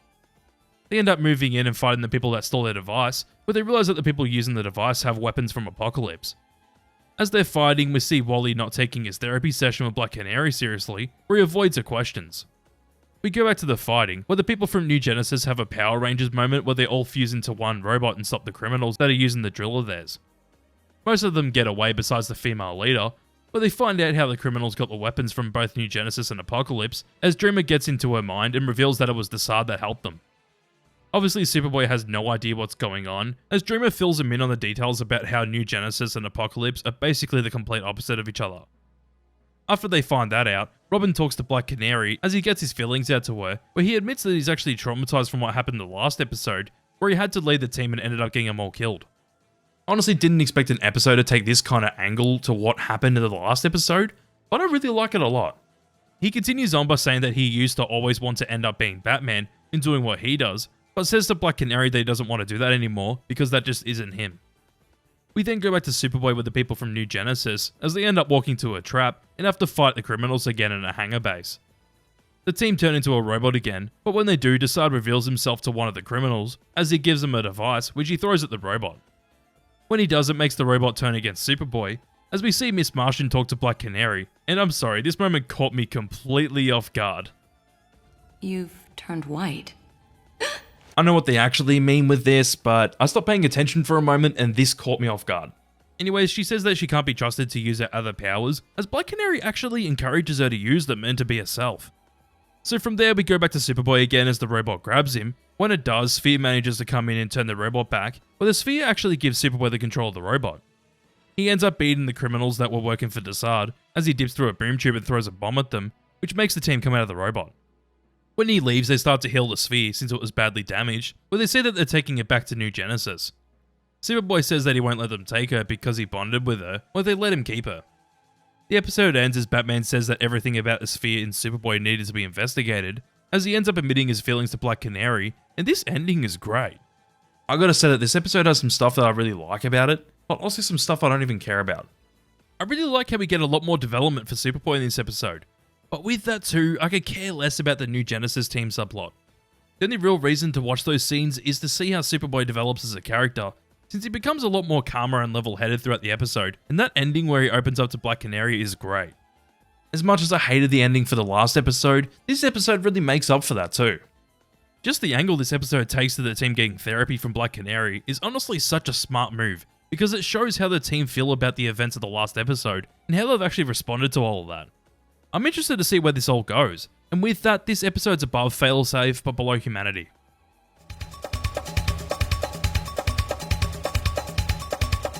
Secret starts with police investigating a New York museum, as someone stole the sword of Beowulf, where someone named William Hayes comes out and attacks them with the sword.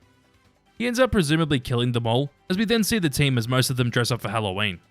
Obviously, since Captain Marvel's actually a kid, he thinks he's going with them, where Miss Martian lets him, but he ends up leaving to go trick-or-treating instead. Zatanna asks Artemis how long Miss Martian and Superboy have been dating for, where she thinks that they aren't dating, but then gets shitty about it. She had a crush on Superboy? Since fucking when? But because Artemis is shitty, Zatanna comes up with an idea to have a girls' night out by suiting up and going into Manhattan. Superboy, Kid Flash and Miss Martian arrive at the party, and hey, someone's dressed like Shaggy.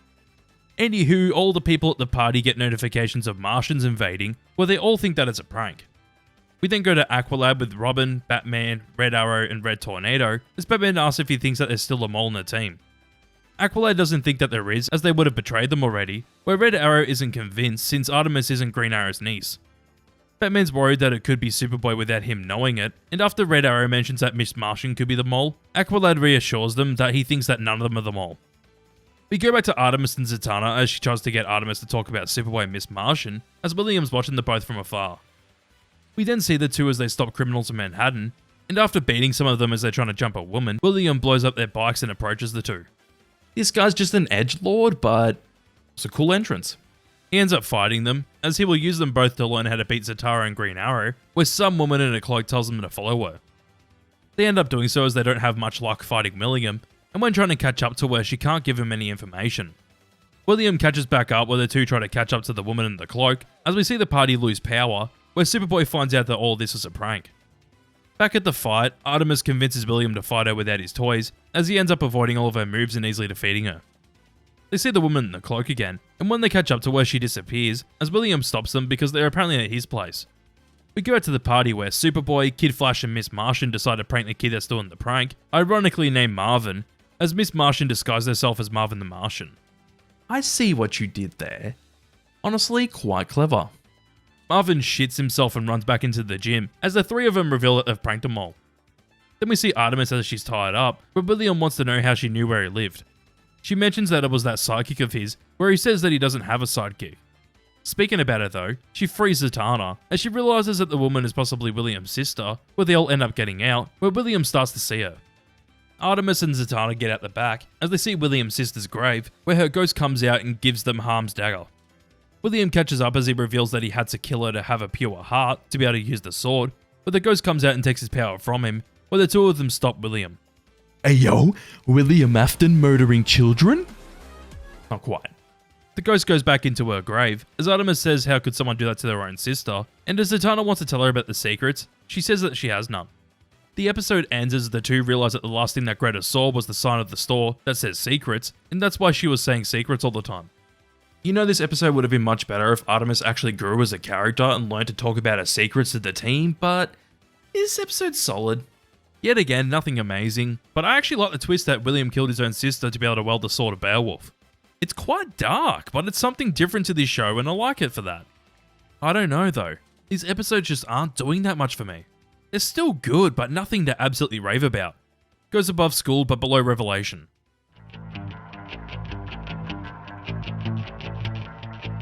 This episode starts as Clarion has some type of rock, and uses it to bring a team of his own together, including Wotan, the fuck is this guy's name? Felix Faust, and Wizard. Man, just called Wizard. What an imaginative name.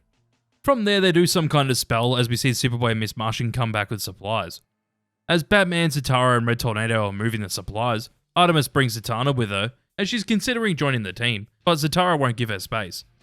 When she says that, Batman, Red Tornado, and Zatara disappear into thin air. I feel like I've seen this episode before, because I remember seeing that little spell circle that Clarion does. Anywho, at the spell circle, all the other people disappear besides Clarion, as we see every single adult through Billy Batson's eyes. He figures out that he can't transform because Captain Marvel's an adult, as the team finds out that everyone 18 plus is gone. In the meantime, we see most of the team helping other kids out, where we see Billy trying to get into the Watchtower. He fails because he isn't Captain Marvel, or he tries to find another way to sort it out. Speaking about finding another way, Kid Flash is thinking about using the Helmet of Fate, where Zatanna decides to try and use her father's location spell. She ends up doing it, and this is fucking hilarious, where Billy ended up persuading a woman named Amber to fly him, where she turns 18 as they're flying. From there, we go back to just before all the adults disappeared, and this episode's pulling a Groundhog Day on us? No, it isn't. We then see Batman ask Zatara if he'll let Zatanna join the team, where he says that he doesn't know. As he does, everyone else that didn't disappear disappears, as we then go to a riot out the front of Star Labs that Sportsmaster caused, and as the police are trying to stop the adults, we see who's meant to be the Riddler go out of the lab and into a car. He took a device where we see Zatara and Batman wonder how desperate they are, which is a complete parallel to Kid Flash and Aqualad earlier, since they decided that they aren't that desperate. We go back to Billy as he decides to transform, where he ends up saving Amber. Wait, what if he just didn't transform? Amber would be completely fucking dead. Anyways, Captain Marvel goes to the hideout, where he figures out that there's two different dimensions, as he sees Batman and Zatara in the team's hideout. He decides to transform back into Billy, where he sees the team, and ends up making Miss Martian read his mind to prove that he's Captain Marvel. So since Billy can go through both worlds, he's basically the messenger between the worlds, where both teams get an idea of what to do. We then see the team go out and attack Clarion, and when Kid Flash tells them to attack the cat Teakle, Clarion transforms it into a giant cat that attacks them. Clarion figures out that both the grown-ups and the team are attacking at the same time, where Zatara tells Captain Marvel that they need to attack the gem in the middle. So Captain Marvel transforms back to Billy to tell the team, where Zatanna puts on the helmet and attacks Clarion, where Billy tells Zatara what she did. The team ends up getting Clarion and grabbing the gem, where they do some kind of spell to reverse it, where Clarion gets away. With the two worlds back together, Zatara tries to get Nabu to let go of Zatanna, where he says no since she's the perfect candidate to take over. We also find out that Nabu managed to send Kent to the afterlife, so there's no one left to persuade him to let her go, where Zatara says to take him instead. Zatara gives Nabu his word that he'll put on the helmet after Zatanna takes it off. When she does, he says that he loves her and puts on the helmet to become the new Dr. Fate, and takes the sorcerers that Clarion pulled out of his spell. We then see Kid Flash, Billy, and Artemis see their parents again, where we see Zatanna joining the team, where she gets her own room and starts to cry. The episode then ends with Clarion talking to the Brain, as the rest of the Light are in their call as well, as the Riddler and Sportsmaster bring in the thing they took from Star Labs, which is some type of tentacle. This is honestly my favourite episode yet. I don't know, it's just really cool to see Clarion actually do something interesting to the heroes, where they manage to separate everyone to two different worlds based on their age. Also really like all the stuff they do with Fate in this episode, where Zatanna decides to use it, but her father decides to sacrifice himself instead. I think that whole plot point in this episode was done really damn well. It's also neat to see Zatanna actually join the team at the end, so I really wonder how she works with the rest of the team. Overall, this is just a really good episode, so it goes at the top.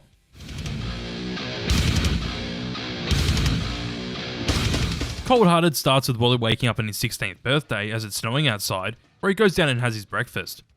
When eating, he finds out that school's called off for the day because of the snow, where we see that some device is creating the snow. From there, Wally goes to the hideout as he gets surprised by the team, the Flash, and Red Tornado, as they say happy birthday to him and cut up some cake for him all. Artemis seems a bit jealous that Kid Flash is flirting with Miss Martian, but decides to ask Robin and Zatanna after he asks how Zatanna's going if Kid Flash knows about Miss Martian and Superboy being a thing. She then decides to tell him, where he seems a bit bummed, but Batman gives the team a mission to take out the 5 giant snow machines as a giant ice storm's affecting North America. The Justice League will be helping them with this as well, as Batman gives the team orders on the mission. Kid Flash ends up asking what his orders are since everyone else has orders besides him, where Batman says that he needs to help transport a heart for a girl that needs a heart transplant, which means that he's basically missing out on the mission. He's obviously upset about that but can't say no to Batman, as he decides to run to Boston to complete his mission. Kid Flash arrives to get the heart, where he gets told that he can't go too fast and only has 4 hours to deliver it before the heart becomes unusable. Of course, Kid Flash doesn't completely listen, as when he runs off, he decides that he could go even faster and hopefully have enough time to join the team. As Kid Flash is on the way, we see Vandal attack a few officers as he finds out that Kid Flash should be coming by in a few minutes. Kid Flash then catches up and fights Vandal, as he admits that he was actually expecting the Flash to come when hearing about a speedster coming down this freeway. They keep on fighting as Vandal obviously accepts that it was Kid Flash and not the Flash, but Kid Flash ends up leaving Vandal to go and deliver the heart since he wasted 15 minutes on Vandal. We see the heroes take out one of the devices, and as they do, Kid Flash arrives at the hospital where the girl needs the heart. As he arrives though, a man comes out and tells him that he's too late since the girl died 12 minutes ago, even though Kid Flash made it with almost 20 minutes to spare. Oh shit. Well, I didn't expect that. Kid Flash then starts to blame himself since it was only 12 minutes, and he wasted 15 on Vandal.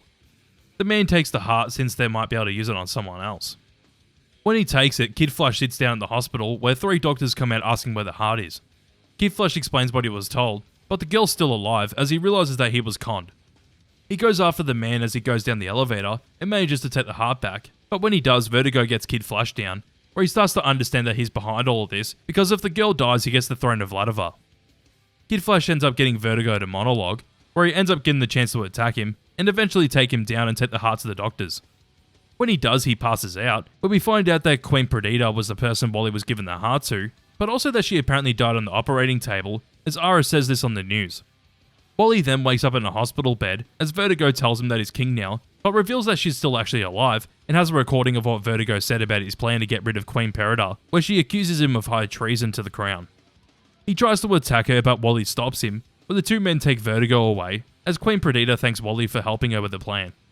She lets them keep Vertigo's sword, as it's a family heirloom of theirs, as a thanks for helping her, where Batman and the Flash talk to Hugo about what happened, and who's most likely to have caused this. Hugo reveals that all the people they're expecting to have caused this are still in the prison, where the episode ends with Wally putting the bag for the heart on the shelf instead of the sword, as a souvenir, where he honestly gives a really nice speech. The man who finally figured out that the sweetest birthday present a lucky stiff like me could ever get was seeing that little girl smile. Well damn, this episode's honestly as good as the last one. But this episode's good for different reasons. This episode mainly focuses on Wally and how he ends up learning that even saving one life in a smaller scale mission can mean as much, if not more than a big mission. It's honestly just a really good episode and shows how Wally's developing as a character over time. But I don't know. I still feel like this show's missing something that the DCAU had, but I can't put my finger on it. With that though, this episode will go at the top.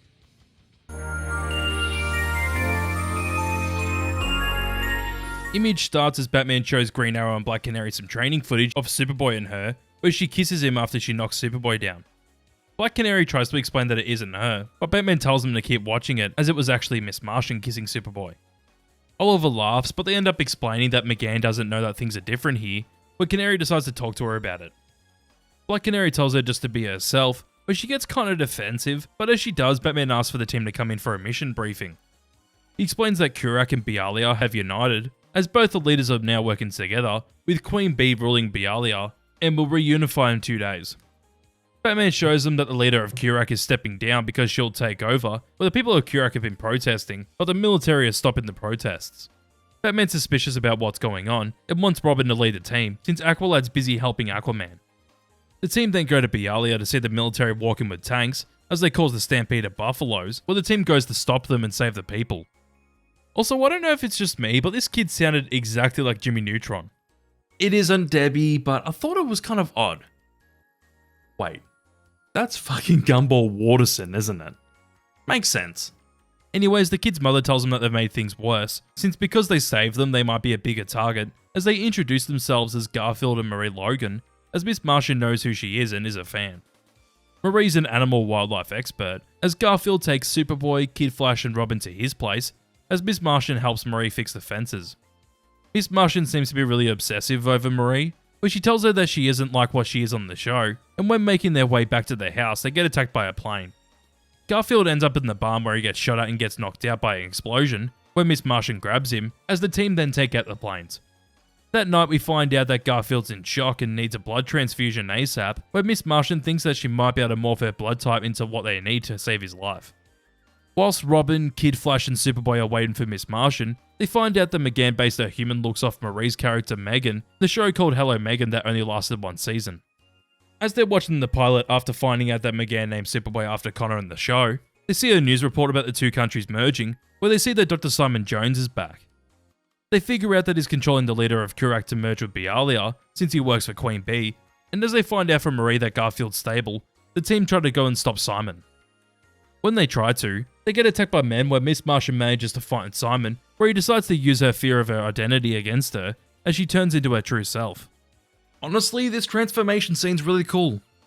We see that the team took out the men, and as they go to help Miss Martian, they all get knocked out by her, since she doesn't want them to see her true self. Simon reveals that he's actually recorded all of this, as he takes her inside of her brain, where he tells her not to lie about herself and about who she really is. He dives even further into her mind to show that she's afraid of the team being scared of her, the Justice League kicking her off the team, and John saying that she has no place on Earth and to get banished back to Mars. Simon then reveals the worst thing in her mind, and that is Superboy hating her, where she manages to vaporize Simon. Miss Martian then wakes up the team, where she lies to them saying that Simon knocked them out, but she brain blasted him where he's basically brain dead. We then see Queen Bee trying to talk to the president of Kurak, where he says that the people of Kurak will never suffer under her rule, but we find out that Miss Martian was actually posing as Queen Bee to convince the public that she was behind all of this.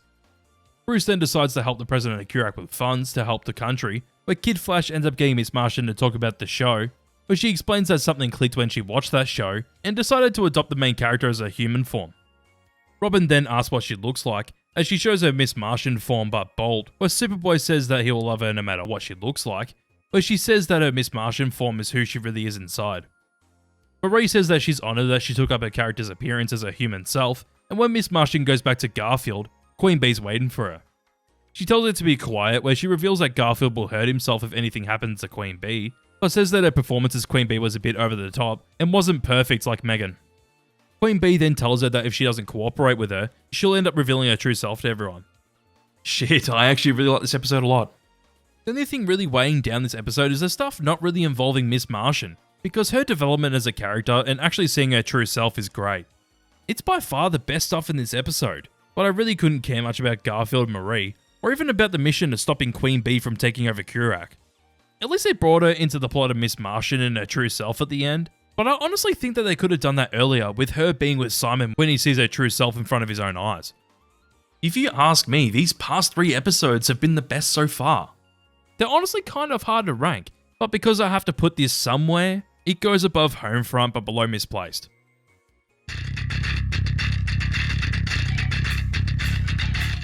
This episode starts with the Justice League at the Watchtower, where Batman, Superman, Wonder Woman and Aquaman tell the others that their decisions that they make today will affect the years to come, and even if people will trust the League. The team then talks about how they don't want another Injustice League to pop up, but then they talk about which heroes should join the League. They decide to let Icon and Rocket into the League, and back at the team's hideout, we see them getting Thanksgiving dinner ready, where Wally leaves to go have Thanksgiving with his family. Zatanna gets a bit emotional since it's her first Thanksgiving without her dad, where Superboy gets told to meet someone alone at Washington DC under some frequency that only he can hear. He decides to go with Wolf, when we go back to the League picking new members, and I love this moment where Hal and John shut down Guy Gardner. We could always use more raw power, and Earth has a third Green Lantern, Guy Gardner. No. But we could really... No. Anyways, Superboy arrives where he meets Lex, as he tells Superboy that Cadmus has created a new Superman clone, where Superboy decides to go into Cadmus's headquarters. Guardian decides to let him in, where he explains that he's the only one that they have and that there's no other clone. As Green Arrow decides to nominate Red Arrow to join the League, we see Guardian show Superboy around the Cadmus labs, where Double X, what a strange name that I only just found out now, talks to Superboy telepathically, saying that Superboy was designed to replace Superman. He tells Superboy that he helped him escape Cadmus, where Superboy decides to ask Guardian if there was a chance of a clone existing without them knowing. He says that it's very unlikely, as Lex is watching through security footage, where Superboy goes back to where he was created. Wolf ends up finding something behind a wall, as Superboy pulls off the wall to find a door, which leads to a lab full of test subjects, with a clone of Superboy in the middle. Superboy frees him, but when he does, the clone attacks him. Superboy finds out that the clone can fly, where they fight for a bit. The clone ends up knocking him out, but gets attacked telepathically, where we see the Justice League say that Aqualad, Kid Flash and Zatanna are ready to join the Justice League. Zatara's personality comes out of the helmet for a little bit as he says absolutely not to Zatanna joining the Justice League, as Captain Marvel wonders why he's a part of the League, since Zatara gave up his life for Dr. Fate. Dr. Fate then explains that Zatara trusts the League to keep them both in check, where we see Superboy wake up in a pod and crack it about a scientist putting him in there. She explains that it was the quickest way to heal him, but Guardian tells him to calm down, since they were all surprised about the clone as well. As Guardian and Double X leave, Lex ends up talking to Superboy where he explains what he knows about him and the clone, where Superboy's part human, but the clone is completely Kryptonian, hence why Superboy doesn't have laser vision and can't fly. Lex says that the clone is mentally unstable, where Superboy needs to put him back on ice, as Lex gives him shields that will get rid of his human side for an hour, having the complete powers of a Kryptonian. As the team are deciding who should join the team, the Flash then mentions that they should talk about Captain Marvel's position on the team, since he's actually a 10-year-old. Captain Marvel says that he didn't lie about it since they never mentioned it, and as Wonder Woman says that not telling anyone about his secret is still a lie, Batman admits that he actually knew about his secret. Wonder Woman then argues to Batman since he obviously trained Robin at a young age, and damn, get shut down, motherfucker. So he could turn out like you? So that he wouldn't. We go back to Superboy as he telepathically talks to Double X, where he explains that Superboy is the second clone, and the original clone was uncontrollable, so they froze him and tried again. He then tells Superboy that Lex made the clone, where Double X leads Superboy to a secret room, where he finds a hidden village of Genomorphs, as Double X welcomes him to Genomorph City. As he shows Superboy around, Double X explains that he's responsible for the missing Genomorphs, where he reveals that he has the clone in chains. The clone gets aggressive as he sees Superboy again, where he breaks out of the chains where they fight again. During the fight, Superboy decides to use one of the shields that Lex gave him, where he seems to get used to the new powers pretty quickly and beats the shit out of the clone. Guardian gets him to stop since he's already won, where they freeze the clone. We go back to the League as they show off the finalists to join the Justice League, where Wonder Woman asks them all who they trust to join them in the League. As they're deciding, Superboy decides to interrogate Lex, where he admits that he put a tracker on the device to find the missing Genomorphs, and then asks Superboy if he's wondered where his Kryptonian side has come from. He then says that Superboy has more in common with Lex than Superman, but Superboy says that he's lying.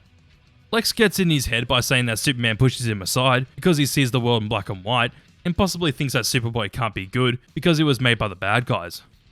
As Superboy gets shitty at Lex, he says Red Sun, where Superboy gains his conscience back that night, as he seemed to have been completely frozen in that one spot for hours.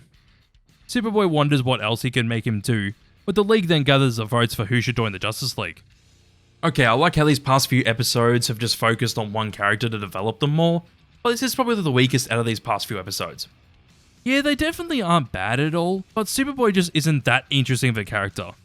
He works for what he is, and I do like how they added the angle that Lex created Superboy, but besides from that, he's basically just a muscle. Just a short-tempered character that means well, honestly kind of like Raphael from the Ninja Turtles. The more I think about it, they're basically just the same character but have different backstories and powers. With that though, this episode goes above target but below failsafe.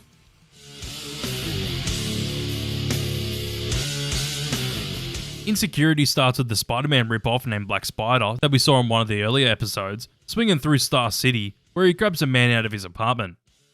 It says that Mr. Jones is warned, and hold on, I know that voice.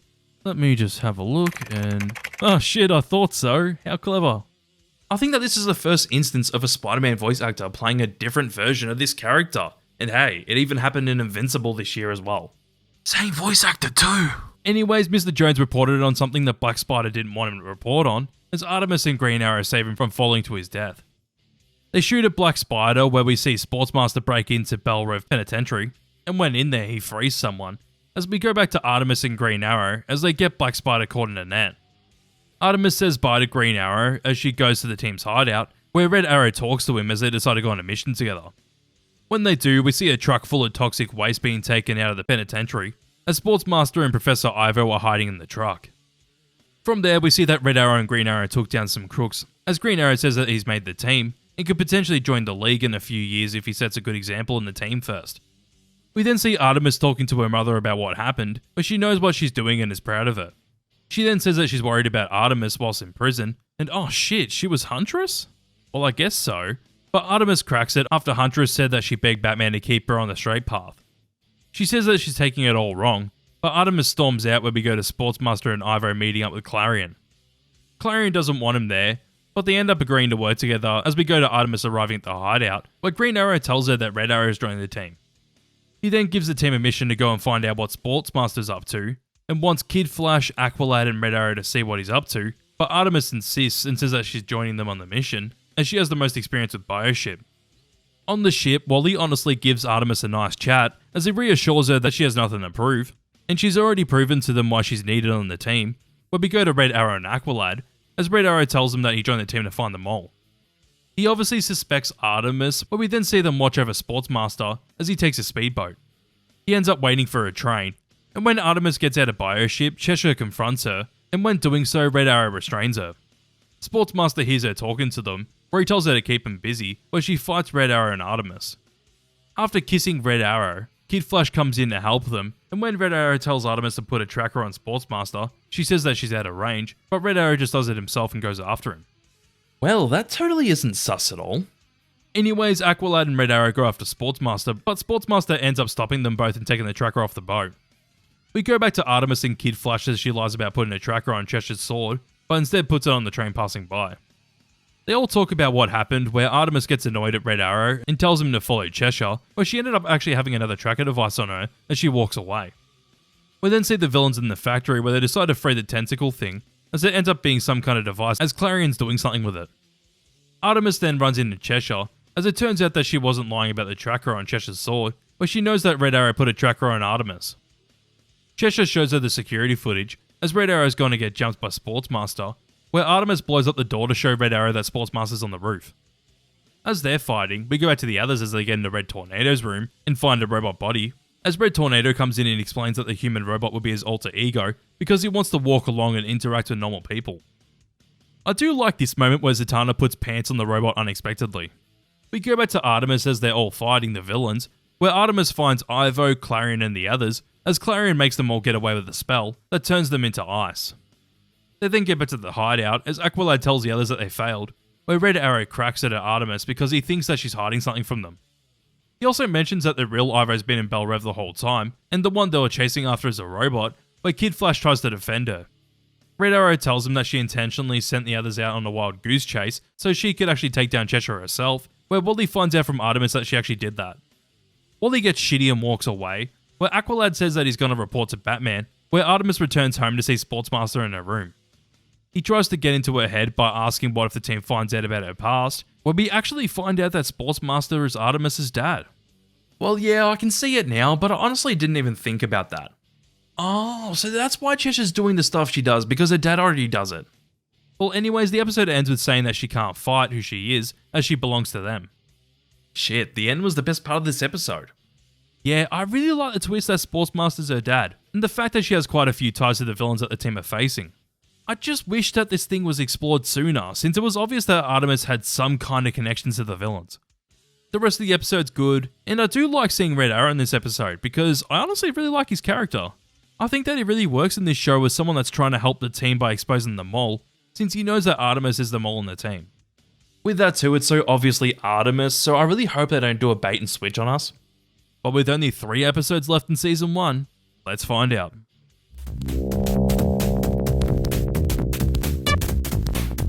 This episode starts at a circus show where they all look like members of the team, with the one that looks like Robin falls when doing his acrobatics, and oh, it actually is the team members. Alright. We find out that they're undercover as they save Robin, because some kind of bug has been spreading around the circus, where we go to the team going over a mission to stop the bug. Red Arrow says that he's going to join them, but we then go back to them all undercover as they finish their act. We then see the Ringmaster talk to Clancy Brown, who's meant to be King Faraday, where he says that he might have to shut down the circus act. The Ringmaster walks off as he has to continue the show, but we see the team look over a factory where some criminals breaking into the warehouse. Superboy then slaps on one of the shields and fires the man in there, but they try to stop him as he breathes fire at them, like at the show of theirs at the circus. Eventually the place blows up because there's boxes of live ammo in there, which blows up when lit on fire, where Superboy gets told to save Miss Martian, where Artemis and Red Arrow take Robin out, since the bug seems to be affecting him. We then go to the circus with King Faraday, and holy shit, just hearing Clancy Brown's voice, my mind was expecting Lex, but no, Lex is voiced by Mark Rolston. I'm not even joking, I was completely expecting it to be Lex, and I completely forgot that Clancy actually voices King Faraday instead. Anyways, he talks to the ringleader, where we see the team find out that the fire breather, an acrobat, the strongman, and the clown are in on these crimes, where the whole circus might be in on it, but Robin's in denial about it. He walks off where Superboy argues with Red Arrow, since he knows that he's only there to spy on him, Miss Martian, and Artemis to find out the mole, where Miss Martian stops him and walks away. Artemis then says to Red Arrow that none of them are perfect, but they would give their lives for each other in the team. We then see Robin see a poster at the Flying Graysons, where he talks to Kid Flash since he wants to prove that the ringmaster named Old Jack is innocent, where Robin and Kid Flash honestly have a good heart-to-heart. I didn't want my best pal questioning my objectivity. Dude, that's what a best pal's for. Anyways, the team decide to pack up since the whole circus is moving to a different city, where Miss Martian's starting to get the sickness, where they figure out that a guy in the circus named Ray might be giving people the sickness. Robin then decides to ask Old Jack where Ray is, and as he tells them where they are and go find him, we see that it was actually Ray talking to them, as he morphed himself to look like Old Jack. The team then go where they were told, as they find a mask that Ray was wearing, where they try to find him. Robin ends up finding Old Jack tied up, where he finds out that Ray's responsible for all this. Superboy ends up running into Parasite disguised as a clown, where he was taking some kind of device with him, where they figure out that he was responsible for people feeling sick because he was taking power away from people. Parasite manages to get Superboy and suck out his power, where he flies away with the package, since Superboy used one of the shields to give him his full Kryptonian powers. Superboy tells the others that he must have got laser vision from his Kryptonian side, where Robin shows them that he got a USB from Parasite. He finds out that he's working for the Intergang, where they figure out that the thing he's stealing is to create a device that could cause black holes. They find out that the next destination that they're going to is a power supply for it, where they manage to catch up to Parasite, as Superboy's starting to have a bit of a drug problem with their shield. So that's the reason why this is in the show. I guess it makes sense because Superboy gets obsessed with the power. Parasite then just starts to activate the device, but Superboy just runs in to go and stop him since he seems to become less and less mentally stable when using the shield, where Parasite ends up sucking out his power yet again. The others then attack after he gets knocked out, where they fool him into being stuck in the middle of the fire, since when he absorbs the hero's powers, he also gets their weaknesses as well. Robin turns the device off where King Faraday comes in and restrains Parasite, as Red Arrow ends up apologizing to Artemis, Superboy, and Miss Martian for thinking that any of them are the mole, and yeah, I really like this moment. It's just neat to see Red Arrow realize that he may have been wrong and accept that. The only real problem with it though, is that the show built up the fact that the team has a mole, with the obvious suspect being Artemis, for it all just to be for nothing? Honestly, what a wasted time unless they decide to do a bit of a bait and switch where there's actually a mole in the team. Anyways, Old Jack thanks Robin for helping them, as he knows that he's actually Dick Grayson, where Old Jack asks for one last favour, where we end the episode with them doing one last act for the circus. I don't know what to say. Just another good episode.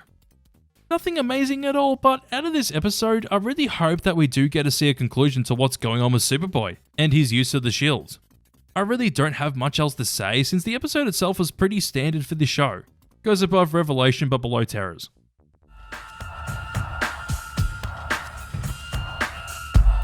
Usual Suspects starts at the Hall of Justice, where Superman's giving a speech to the public telling them about the new members of the Justice League, with those being Dr. Fate, Plastic Man, Atom, Icon, and Red Arrow, where we see that Rocket joined the team.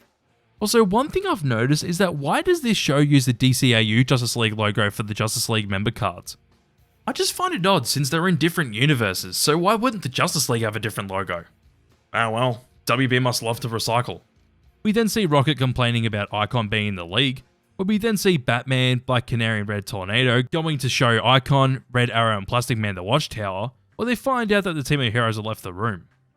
The team then go on Bioship, where they find out that Cheshire has the briefcase in the episode Insecurity with her as she was boarding a private plane. Rocket doesn't know what's going on, where Aqualad gets her up to speed. And alright, I have to say it. If Rocket's going to be acting like this the whole time, I'm just not going to be a fan of her character. So far in this little time, I just find her character annoying. Not painfully annoying or anything that extreme, but it's just the way the character acts. The team finds Cheshire's plane crashed out in the middle of nowhere, but they wonder how no one has found out about this plane crash. When they do, Cheshire catches up to them as we see the Riddler with Shimmer and Mammoth, as the Riddler sets up a force field around them and gives a riddle to them all, where Robin figures out that it was an ambush. Why does this sound like Seth Green putting on a voice for the Riddler and Robot Chicken? Well, apparently it's Dave Franco, and oh, makes sense I guess? It doesn't really because I don't like this voice at all. Anyways, they all fight where Superboy decides to use his last shield, as Robin notices Superboy flying around, as he throws Mammoth into a wall, where Cheshire ends up saving Artemis from the rubble, where she admits that she doesn't want her dead and disappears. The team ends up getting Riddler, Shimmer, and Mammoth, but the team go back to their hideout. Batman doesn't seem too happy about them hacking the League's systems, disobeying orders, putting their lives at risk, capturing 3 escaped felons, and proving that Hugo Strange runs Belle Rev as a cover for criminal activity, where he actually tells them a job well done. He also points out that they got the case which is full of biotechnology, where they know that it isn't from Earth, as the League then takes it to the Watchtower. As they're leaving, Rocket congratulates Icon for getting into the League, and when they end up leaving, the team talk about the mole thing, as Rocket is finding out all this for the first time. They quickly fill her in yet again, where Aqualad decides to question Superboy about what he was doing, since he almost caused Artemis to die, and when he does, Lex talks to him through a frequency saying that he has more shields, since he knows that he used them all. Superboy ends up meeting up with Lex, as he says that he's working with Queen Bee, Sportsmaster, Blockbuster, and Bane on Santa Prisca Island. Superboy figures out that the Injustice League was just all a distraction, where Cheshire and Artemis walk in, as Artemis says that it's time to change clubs, and even Miss Martian shows up as she's still being used by Queen Bee. Okay, now I like where this is headed. Anyway, Superboy says that he's in too if he gets more shields, where Lex knows that he's lying and makes him freeze by saying Red Sun. Oh, so technically all 3 of them are moles, I guess. As Superboy's frozen, Sportsmaster gets Miss Martian and Artemis to follow him, where Superboy thinks in his mind about how he should have told the team about what he's been up to. We see the team react to him telling them that Lex is technically his dad, where we go back to him frozen, as Artemis decides to try and save him. When she shoots an arrow though, we see what's going on in her mind, as she ends up telling them her connections, and that they wanted to meet at Santa Prisca as well. Robin said that he knew, but it doesn't matter, as she's one of them, where we then see Artemis get Blockbuster stuck in foam, as Queen Bee orders Miss Martian to stop her. As she's gonna stop her, we go into her mind as well, as she admits that Queen Bee's been blackmailing her, where she actually shows her true form to the team, where she admits that she was worried about being rejected by them all, since she's dealt with that time and time again on Mars. Superboy then comes out and admits that he knew her true form all along, where he figured out that she'll tell her when she's ready. We go back to Miss Martian as she throws Queen Bee into a tree, and I get it. They baited us with what actually happened before, but what happened in the flashbacks is actually what happened, I think? Anyway, since Miss Martian took down Queen Bee, Superboy's free, but they all start to fight each other. The others on the team come in to help them, and okay, so yeah, what happened in those flashbacks is what actually happened. Honestly, it just feels a little cheap to try and backpedal from the first half of this episode, but I do like how the 3 of them admit to the team their secrets. With that, the way the team reacted to them admitting their secrets is honestly really good, because it just shows that this team is more than just a team to each other, and is more like a family if anything. Anyways, Lex and Mercy get onto the helicopter, and manage to get away, where Robin takes down Bane with Zatanna's help, where the others take down Blockbuster and Sportsmaster, where Cheshire disappears. Artemis gives Kid Flash Sportsmaster's helmet as a souvenir, but we see Batman looking at the nanotech, where Red Arrow comes up and puts some of it on Batman's neck. It seems to control him, where we find out that the whole League is under the nanotech's control, where Batman lets Vandal Savage into the Watchtower, as Red Arrow realizes that he was the mole.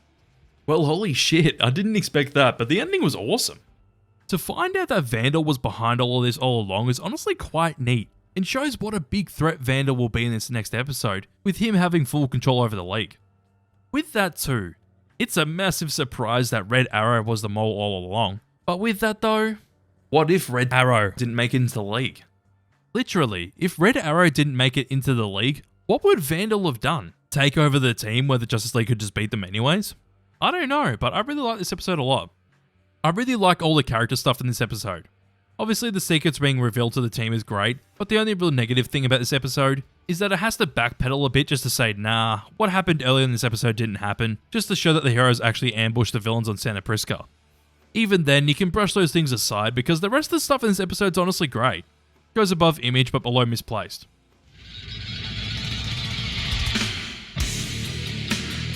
Elude Acquaintance starts with Red Arrow running away from the Justice League, where they beat his ass until he manages to escape through a drain as a train passes by. From there we go to the hideout, as Batman tells him that Red Arrow is the mole, while they try to explain to him that he's a Cadmus clone. The clone was apparently programmed to join the League, and when being told that he isn't ready to make it, he made it his mission to prove that he was League ready. He didn't know that he was the mole, where Batman tells him that he managed to subdue Vandal by trying to get Red Arrow as he escaped.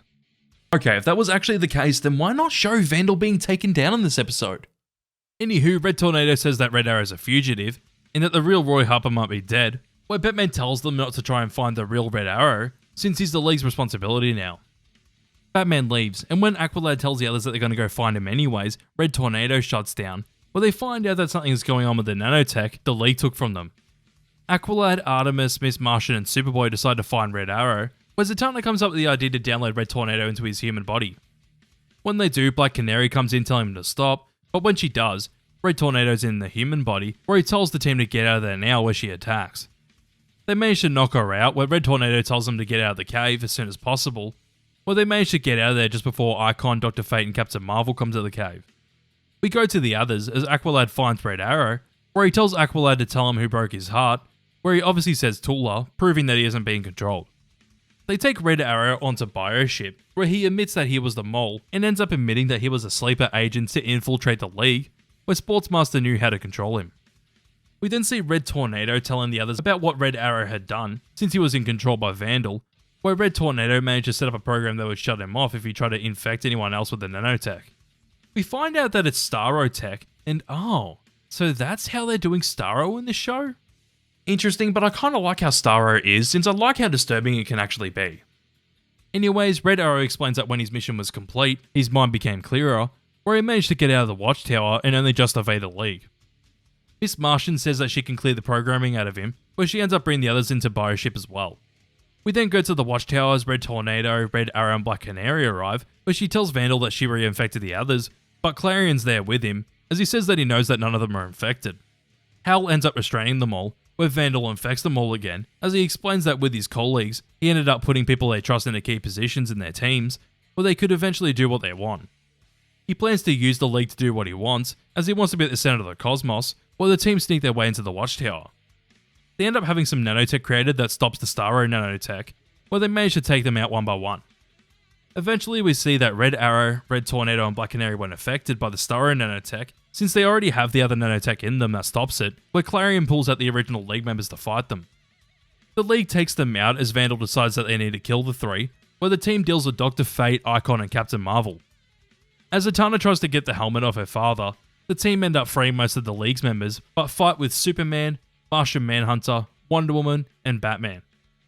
Miss Martian beats Martian Manhunter, where Robin and Superboy decide to team up to stop Batman and Superman, where Vandal tells Clarion that they need to leave, since they need the League to survive for Phase 2. Clarion argues where he says that he can beat them, and that he won't lose control, but they end up deciding to leave right on New Year's, where Artemis and Wally kiss, Miss Martian and Superboy do, Zatanna and Robin, and even Rocket and Aqualad, and I like this line from Red Tornado. Human customs still elude me. We then see Superman tell Superboy that the team did good work, and that even he did good work, where they tell each other their aliases, where Superman starts to be a little bit of a father figure to Superboy as he smiles. As that's going on, Red Arrow's talking to the League, as he says that he needs to find the real Roy, since he doesn't know who he is anymore, where we see the others in the light break into Cadmus's labs and take the other Superboy clone. We also see the real Roy Harper still alive in the lab, as Ra's says that he might be useful, but the episode ends with Aqualad saying that something else is wrong, as they say that 6 of the League's members were gone for 16 hours that they can't account for. Best episode yet? Yeah, probably. It's just really cool to see the team having to face off against the League to try and stop Vandal and Clarion.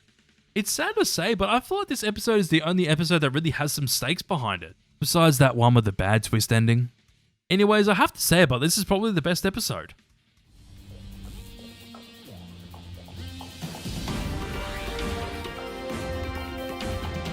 So this first season was good overall. The main thing that really holds this season back is honestly how repetitive it gets. It's honestly why it took me 3 weeks to go back into watching the show again. It's also the reason why I made the Beware the Batman video, because I honestly lost the motivation to watch this show. It's really because most of the first 13 episodes are just the team going on some kind of mission where they fight the villain, they get away, and then tell the light about it and repeat. I stopped watching this show after the episode Failsafe, since the episode was honestly so good until that ending, where I feel like almost everything was just thrown out the window. That episode actually made me care about what was happening with the characters, since they decided to change it up a bit and really give this episode extremely high stakes, and it was great.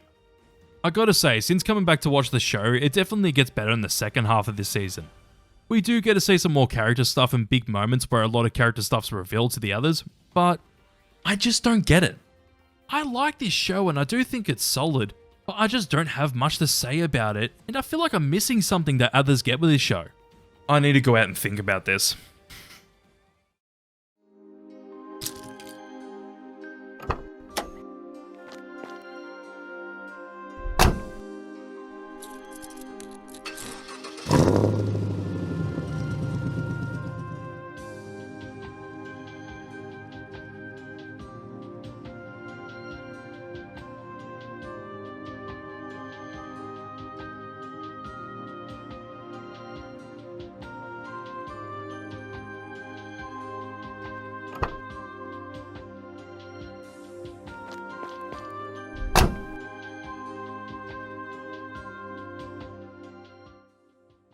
As I sit here and look out into the lake, I start to wonder, what am I missing with this show?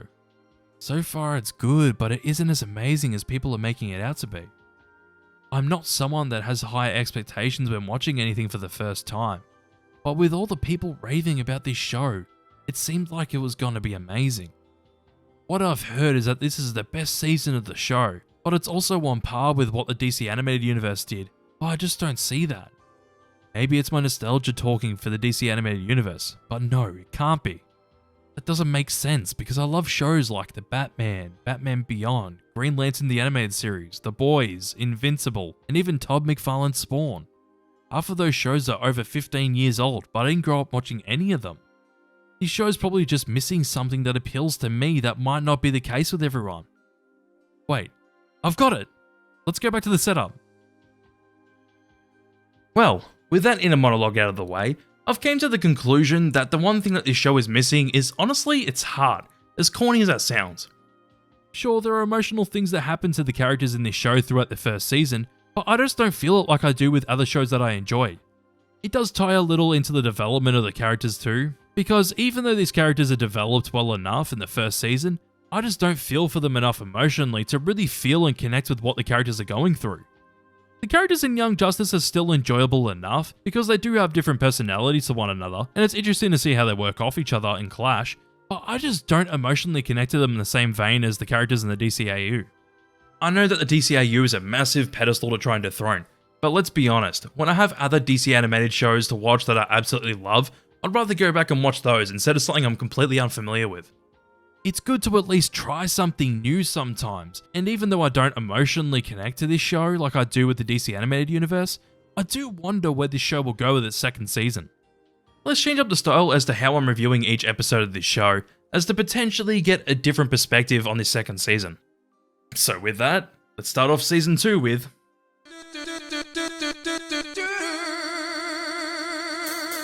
The first episode of season 2 starts right where we left off with the last scene of the final episode, but then time skips into the future. So from there, the whole episode's basically about the team 5 years in the future where they have to face off against Lobo, and fuck yeah. Lobo's always a win in my eyes, even though this time around he's voiced by David Solobov, and he does a good job. It just sucks that he's only in the start of the episode, and the rest of the episode's about the team hunting down the aliens that are hiding out on Earth. Honestly, when watching this episode, I felt like I missed the whole season of the show because of the massive time skip, and even seeing so many new faces in the show without any development. I double checked to make sure that I wasn't missing anything, but apparently I'm not. The main problem I'm having with this season already is that they could have had a whole season developing all these new heroes coming into the show, such as Beast Boy, Blue Beetle, Bumblebee, and many others. There's 12 new characters in this episode, with 7 of them being heroes. That's a lot of characters. And with that, characters like Robin have grown up and turned into Nightwing, where a new character being Tim Drake has taken up the mantle of Robin now. Even Miss Martian's moved on from Superboy and is with Lagoon Boy. Remember that one guy that showed up in an episode for about 2 seconds? No?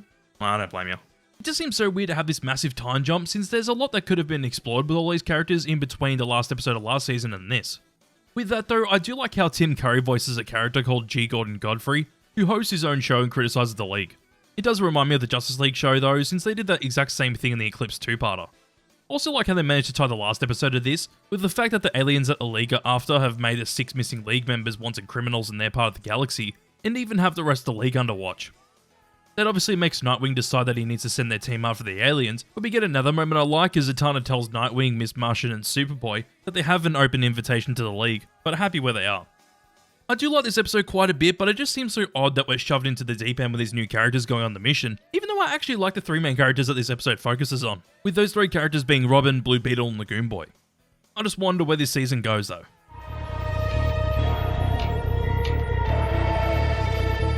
Earthlings follows Miss Martian, Superboy, Beast Boy, and Adam Strange in the city Ranagar, which is on the planet Ran, where they have to help a scientist named Sardath and his daughter named Elena. They try to stop the Chlorotans from invading Earth, but finding some kind of lab full of Chlorotans, as they have to destroy their Zeta platformers. Of course, after doing so, they have to fight, which leads to the team fighting giant robots, but they end up beating them before they can escape. I gotta say it, this episode is noticeably weaker than the last one. That's not to say that there aren't things that I like in this episode, because there definitely are things that I like, such as Superboy opening up about his and Miss Martian's relationship to Elena. With that, I actually like Miss Martian and Beast Boy's relationship with each other because they consider each other as brother and sister because of the blood transfusion, which also gave Garfield his powers to an extent. But yeah, they just mention it in one line, even though there was never any evidence of him having his powers in the last season. At least to make up for that, we get glimpses as to what happened between then and now, such as his mother dying in the car crash that Queen Bee caused. With that though, I could absolutely care less about the Chlorotans, since they're basically just aliens with no personality that want to invade Earth. One good thing about them though is that we get to see Miss Martian absolutely fuck one of their brains up and find out what the 6 League members actually did. This goes below the first episode though.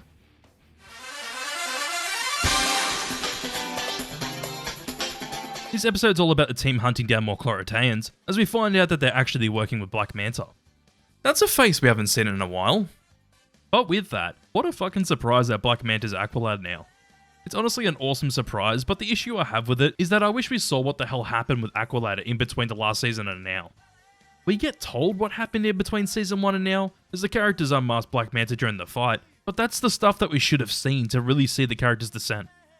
Aside from it being a neat twist since Aquaman isn't actually his father, it just feels rushed.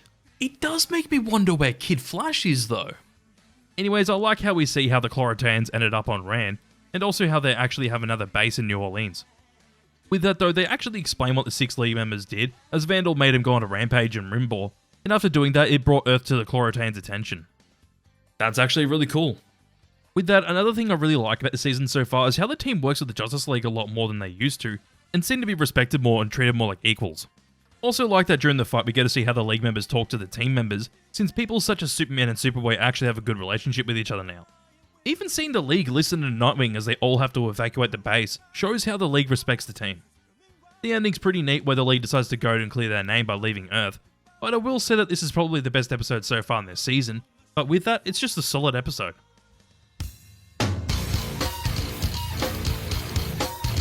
Salvage is an episode that starts off by following Red Arrow, as Green Arrow, Black Canary, Jim Harper, Nightwing, and Kid Flash confront him after he stole money after taking down a robber. Oh, so there's Kid Flash. Anyways, they're trying to help Roy out. We see Superboy and Blue Beetle go out to try and stop a criminal organization called Intergang, as 2 members named Whisperer and Bruno Mannheim are heading for the Hall of Justice. I actually like how Superboy and Blue Beetle work off each other, since Superboy's the one with a lot more experience in this situation, and Blue Beetle's the more shy one. With that, I really like how the Scarab's voice is actually a different version of his voice. It's just a neat little touch. Another thing that this episode does really well is how Jim tells Roy how he knows how he feels, but has decided to try and honour the real version of himself by living a life that he should, since the original's most likely dead. I gotta say, Whisper and Bruno are boring as hell. They're just your stereotypical bad guys, and thank God that they aren't in the episode for that long at all, since all they do is activate the threat until they get shattered by someone in the shadows. Also, we actually get a little bit of closure on Wally and Artemis, as they're still a couple and seemingly don't want to do superhero stuff anymore. But yeah, that's another thing we should have seen but didn't. Anyways, we get a few familiar faces, such as Sportsmaster and Cheshire at the end of the episode, where Cheshire's married to Roy and has a daughter? Hey yo, what the fuck? Anyways, this goes above Earthlings but below Happy New Year.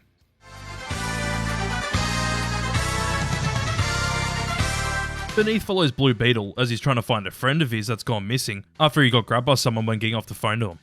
Whilst Blue Beetle's trying to find his friend, we also follow Miss Martian, Batgirl, Bumblebee and Wonder Girl as they go to Bialia to find alien tech that's been smuggled into the country with boom tubes. I'll get this out of the way. This episode's the weakest so far. It's not bad, but I'm honestly not a fan of the female team stuff going on. We literally only know Miss Martian and the other 3 just aren't that interesting. They try to give Wonder Girl a bit of a personality since the others tell her to stay behind and watch over them sneaking in, but besides that, it's honestly kind of boring. I will say, I actually like Blue Beetle's subplot a lot, since he has to confront his friend's father who seems to be abusive, but his father's just apparently selling pirated DVDs. I really didn't expect that, but it's quite funny.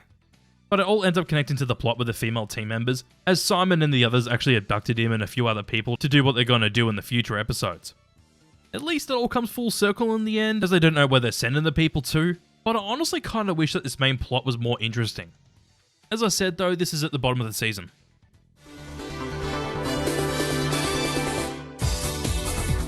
This episode follows the team, as a speedster who goes under the name Impulse, who's actually Bart Allen, teleports into Mount Justice, claiming to be from the future. Eventually after he escapes, we see the Flash as he has to fight a villain in Central City, where Impulse and Kid Flash help him. We also get a subplot with Cheshire and Red Arrow as they're trying to find the real Roy. I'm honestly surprised with how good this episode is. It's just neat to see how the three speedsters work off each other, and even Jay decides to suit up and help as they almost got themselves killed. The main plot of this episode is better than the subplot with Red Arrow and Cheshire, even though I'm definitely interested to see what happens with the real Roy, since they managed to find his body. I will say, the ending of this episode is honestly awesome, where everything that happened in the episode makes sense, as Bart went back 40 years to save the future, and actually can't travel back there and is stuck in the present. Yeah, this is the best episode yet, and probably one of the best episodes so far.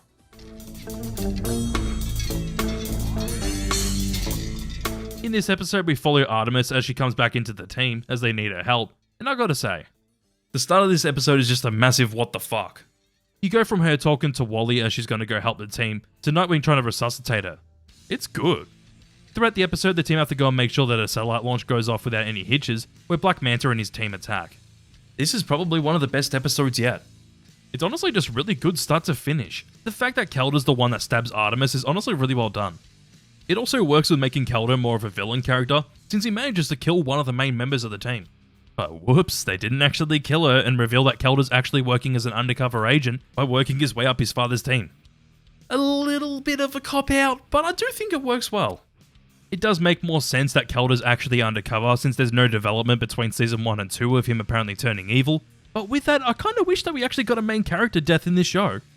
It would just bring something really interesting into this show going forward, since Nightwing would feel responsible for the death of one of his teammates, and there's honestly fantastic storytelling potential with that. Something different that I really like is how Superboy explains why he actually broke up with Miss Martian, since she was abusing her psychic powers to steal intel off of Chloroteans. It's just quite neat how they bring something like that back into the show and give Superboy a good reason to break up with her. With this episode giving us a big twist like it did, I wonder where this show will go from here. By the way, this is at the top.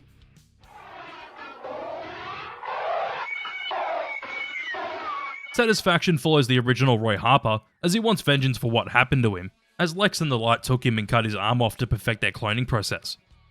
There's a little bit of a Jason Todd thing going on here with Roy and Oliver, but I think it really works well since Roy was gone for so long. Yeah, I just really like this episode. It's really good because we actually get a lot more development on the two Roys and Oliver, where we get to understand their characters more and even how Oliver feels since he feels like he's a burden to them all. One thing I'm not a fan of though is while some of the team are mourning the death of Artemis since only Nightwing knows about it on their team, we find out about Jason Todd being dead and the original Blue Beetle Ted Kord. I know that Ted Kord was hinted at by Superboy, but Jason? Nah, not at all. Anyways, the subplot of this episode from the team trying to find Lagoon Boy, and the female team members getting attacked by Captain Cold at Rocket's baby shower as he's robbing a bank is honestly the weaker part of this episode. The main plot is just a lot more interesting.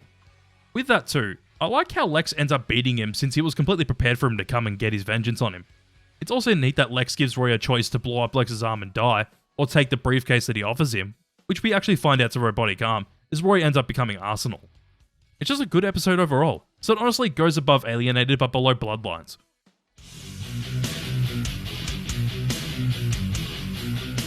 This episode has Aqualad going on a new mission with Artemis, as she's disguised herself as a new villain called Tigress, for the original Black Manta to prove where his loyalty lies.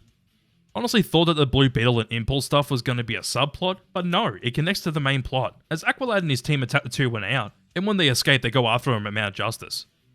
One thing I honestly really didn't expect is that Aqualad and Artemis actually blow up the base and take Impulse, Beast Boy and Blue Beetle. With that, I don't mind the twist that Aqualad had to do all this just so he can give Nightwing intel through a USB that should help them stop everything going on. The end of this episode where Kid Flash cracks it at Nightwing is honestly really good, because it still begs the question if Aqualad's actually still using them or not. I do wonder where it will go since his father brought him to the light, and this is just another really good episode. Goes above Satisfaction but below Alienated.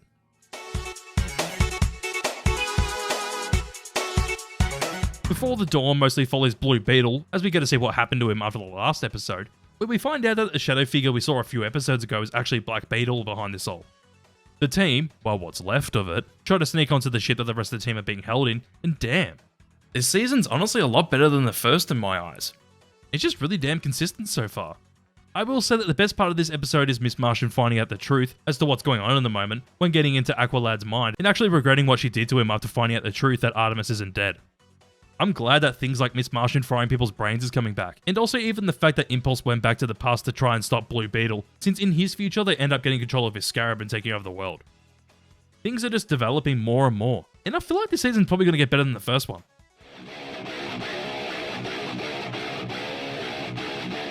In this episode, we follow the team as they're stuck in the Hole of Justice, and this is still a good episode. I like how the start focuses on Black Canary interviewing the people that got taken, as they all have metahuman abilities. And Ayo, he said the thing? But yeah, let's be real. This kid is static, and I do wonder if they show up more in the future. Another thing I like is how the team are just hiding out in the basement of the Hole of Justice, hence why they're all trapped in there, and have to face off against Despero. It just sucks that it isn't Keith David, and also his design actually looks goofy as fuck. It's noticeably weaker than the past few episodes, but it's still solid. Especially the fact that Miss Martian hesitates with brain blasting Despero, considering what she did to Aqualad in the last episode. I also haven't mentioned Mal until now, but he finally gets something to do here. He puts on Guardian's costume and decides to stall Despero, and it's something for him to do at least. He isn't very interesting, but at least I did something with him besides from him just being Bumblebee's boyfriend. Yet again, I wonder where things go, since in this episode the Reach have actually decided to talk to the United Nations, but they decide to tell them things that they actually don't know about the League, such as them having the Watchtower. Goes above salvage but below Happy New Year.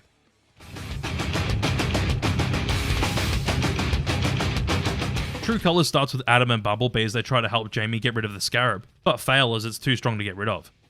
From there, the team under Robin's lead go undercover with Arsenal and Smallville to see what Lex is actually up to, since he's partnered with the Reach. On the side, the episode dives into Sportsmaster as he tries to talk to the Light about how Aqualad killed Artemis, and it's honestly neat how the Light expected him to want Aqualad, so they replaced him with Deathstroke. As the quality of this episode goes, it's pretty similar to the last one. They're both just solid episodes with nothing amazing in them. With that though, there was no surprise that Black Beetle was going to show up as the main villain that the team has to fight, considering that Lex is working with the Reach. Seeing more Scarabs come out's cool, such as Hermes the Green Beetle from Mars, well his actual name is Ba'az but if you get it, you get it. I do notice that with this show, they usually end the episodes really well, and this is no exception to that, because I actually like how Lex and Vandal are making a drink that will reach everyone worldwide, and are planning on forming their own team of metahuman teenagers. This probably goes just below the last episode though.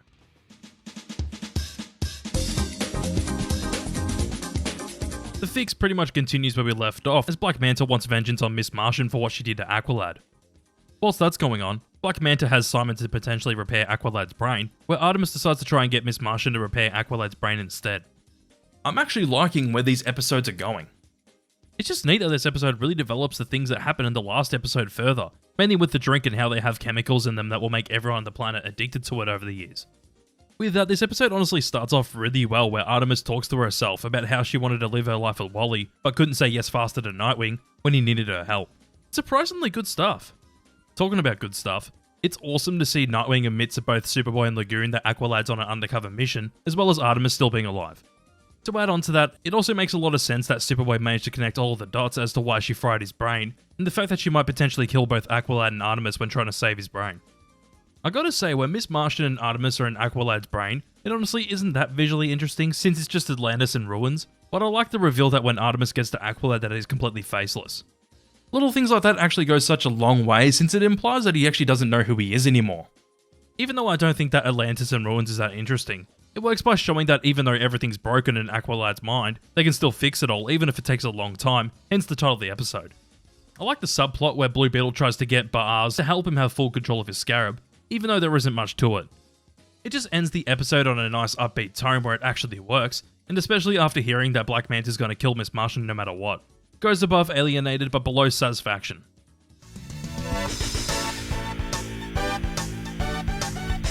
Okay, so now we get to see the team of teenage metahumans. Hey, at least they have more to do than just get kidnapped. Anyways, Blue Beetle's the one that has to chase them down since they broke out of Star Labs, as Red Volcano's after the parts of Amazo after he managed to get out. I don't know, I'm just not that interested in this episode. I like the connection that Jamie and Ty have, since it's been developed a bit before, and also the fact that the Runaways decide to help Blue Beetle against Red Volcano, but besides that, this episode just doesn't do it for me. Let's be real though. Did they really need to bring back Red Volcano? I definitely don't think so, but at least the Runaways get to show off their powers a bit. I will say, I definitely have to watch Static Shock at some point, but hey, Static's a part of the Runaways. This Virgil ain't Phil Lamar though, which is unfortunate. The last thing I like is that Blue Beetle actually kind of loses his temper during the fight, and that Green actually used Blue Beetle to reprogram his Scarab to take complete control of him and work for the Reach. This is honestly one of the weaker episodes, so it goes above Earthlings but below Salvage.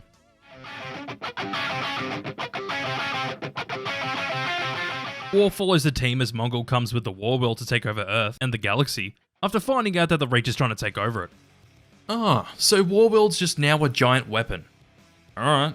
Well, as Mongols come into Earth, the Reach decide to try and join the United Nations in defending Earth. And yeah, this is just a really good episode. Also, you know how I mentioned that Keith David should have been voicing Despero? Well, now he's voicing Mongol instead of Eric Roberts, and I can't complain about that. I really like how Dr. Fate, out of anyone, surprisingly given a lot to do, as they managed to basically single-handedly fend off the Warworld's weapons. With that, the episode sets up Mongol really well. It shows how big of a threat he actually is and nearly destroys the whole planet. It also absolutely fucks up the A-team that fight him. Obviously, the team wins since Bumblebee managed to destroy the core, but the ending where Blue Beetle turns on the team is honestly great. Goes above Alienated but below the fix.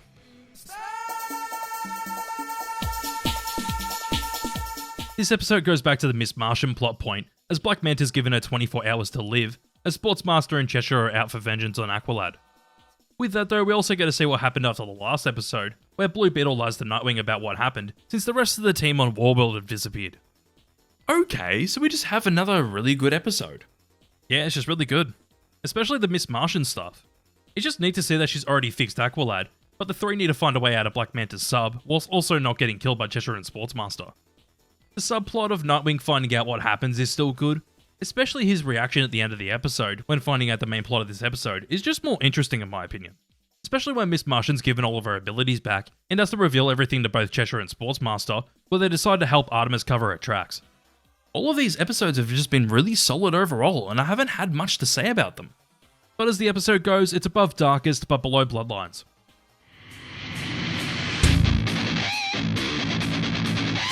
Alright, so this is another episode with the Runaways, as Lex is finally putting them all to the test, by making them sneak into Warworld to get at the Reach.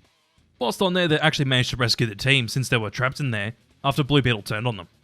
I gotta say, I love seeing Lex do whatever it takes to take over the planet. It's great. To add on to that, I really like how the Runaways managed to show how they're getting much better with their powers, as they managed to save the team with Arsenal's help, by freeing Mongol to fight Black Beetle and holding their own against Black Beetle for a while before then. I also like that we really don't have many subplots in this episode. It's just the Runaways going onto Warworld to save the team whilst Nightwing and Miss Martian are doing the same.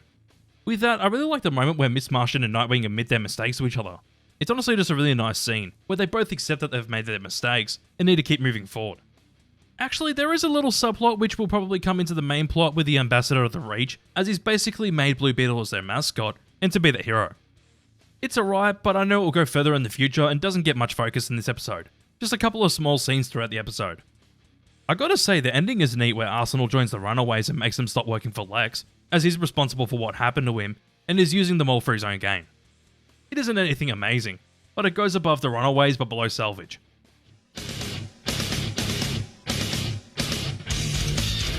Okay, so I was right about the Blue Beetle subplot being explored more, as this episode's mainly about the team trying to save him from the Reach's control. This episode's pretty similar to the last one though in regards to quality. Still good overall, but nothing amazing. There's still some good stuff here, such as Jamie trying to fight against the Scarab as it's being controlled to kill Batgirl and Impulse.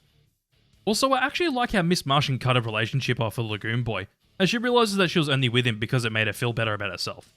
It's just neat to see that characters like Miss Martian are still getting the development that they deserve, since her character does have room to grow. With that, Zatanna actually gets something to do in this episode, and she's literally the main reason why both Blue and Green Beetle get restored, as her spell in the Ancient Temple fixed them both. Also, we finally get the backstory to Blue Beetle and the Scarab. Even though it's just mentioned in dialogue for a minute, it's actually pretty good. It also connects the Light and the Reach to the Scarab in a way that makes sense. This episode goes above the Hunt but below Salvage.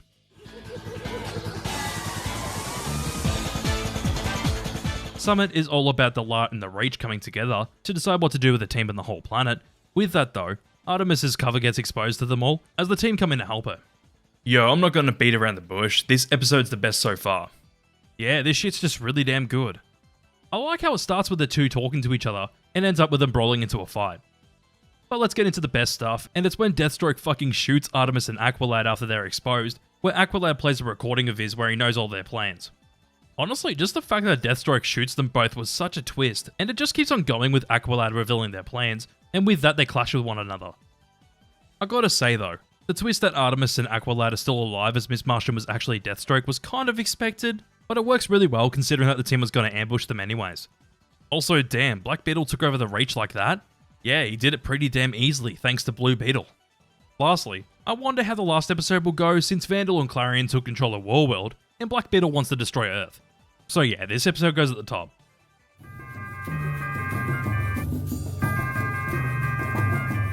Alright, the final episode of Season 2 continues the plot of the last episode, as the team are trying to put a stop to the Reach, but they find out that the Reach have plans to destroy the Earth. Whilst that's going on, Superboy and Miss Martian are trying to free the 6 League members, as they were convicted guilty and have the evidence to potentially free them. This is almost as good as the last episode. It's just another really good episode. And I actually like that this episode doesn't focus on the League being freed for long, because they need to go back to Earth and stop the bombs from destroying the whole planet. With that, I like how we get Lex back in this episode as the answer to the team's problem, since he created an antivirus to the bombs, and also obviously doesn't want the world to end. One of the bombs goes off as there was actually one hidden bomb, where the speedsters have to reverse the effects of the bomb. Oh shit, Wally's actually dead. I really didn't expect that, but it works really well because that's a character death that I didn't expect to happen. Yeah, Kid Flash was one of the best characters in this show since you actually cared about him, and he ends up sacrificing himself to save the planet. You also get to see how it affects the other characters and even makes Nightwing take leave. Also, hey, Static joined the team. Nice. I gotta say, I really like the ending of this episode.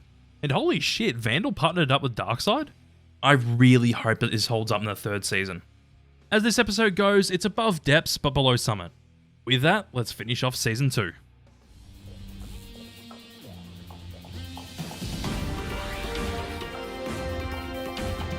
Alright, I'll just say it. Season 2 is better than Season 1. Yeah, I know that most people prefer Season 1 over 2, but I think that Season 2 just does everything that Season 1 did better. It also helps that this season is just overall more consistent. I will admit that it has some of the same issues as Season 1, with episodes feeling a little repetitive at times, but it's less of an issue here, and that may be due to the season only being 20 episodes instead of 26.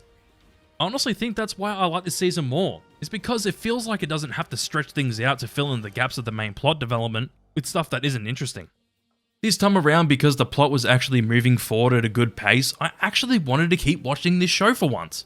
Even though I was worried at first because of the massive time jump, and I will say that they easily could have just had a season in between this and the first, I felt like this season made up for that, with new problems for the characters to face and get through. Some of the newer characters in this show aren't that interesting at all, and I think that's most evident with Bumblebee and Mal. They try to show off some relationship drama between the two of them throughout the episodes in this season, but you really don't know them as characters in the first place or really care. But other new characters actually get a lot of development that I really like, with the two main examples being Impulse and especially Blue Beetle. It also helps that I actually like the Blue Beetle movie that came out last year, even though the villain's forgettable in that movie. Also, I actually really like what they did with the original members in this season, as they still get a lot of time to shine here. Especially with Wally sacrificing himself to save the planet in the season finale. That moment alone is honestly one of the best moments in this show so far. I'll be honest, it actually made me feel a bit sad for the character, because Wally was one of the best characters in the show. With all that though, it just feels like the creators of this show learnt what worked with season 1 and what didn't, and really improved on those things with the second season. I'm worried now because I haven't heard many good things about season 3 and 4 of this show. So let's just get it out of the way. Let's get into season 3 with...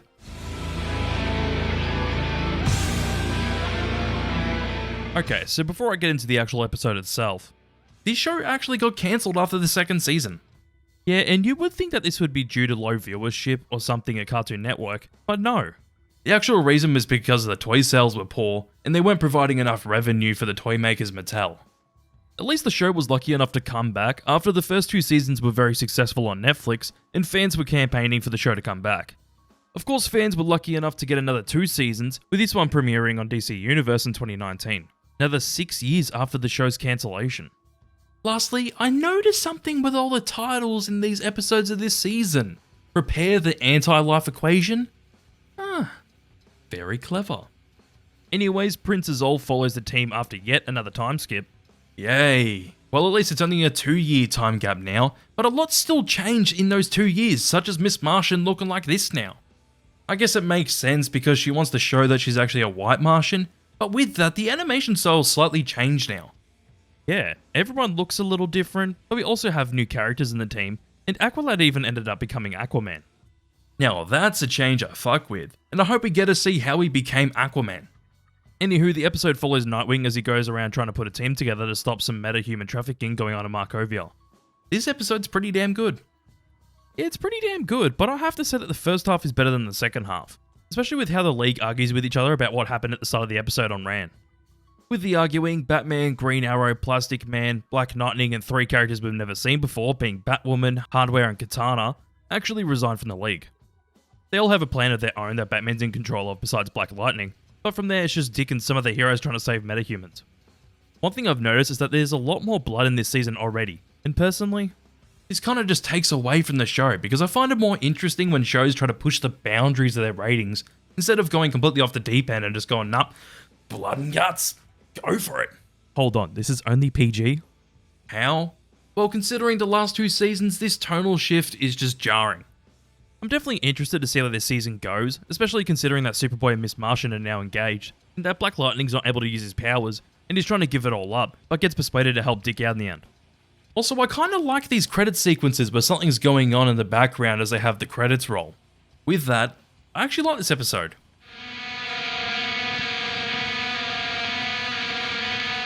Royal We continues right where we left off, as Dick and his team go undercover to try and put a stop to the metahuman trafficking going on in Markovia. This episode's honestly nothing special.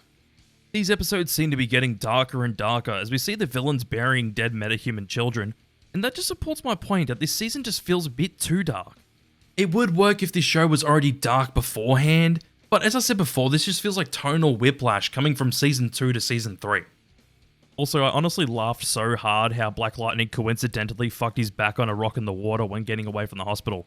It just caught me so off guard and I found this hilarious. But what a surprise. When Prince Brion wants out of this, he gets taken out by Vertigo to only get jabbed by the Metageme and put into a room with Superboy whilst they test on them. With that though, I feel like this whole plot will go on for at least another 2 or 3 episodes, so let's find out how it goes. Also, it's below the first episode.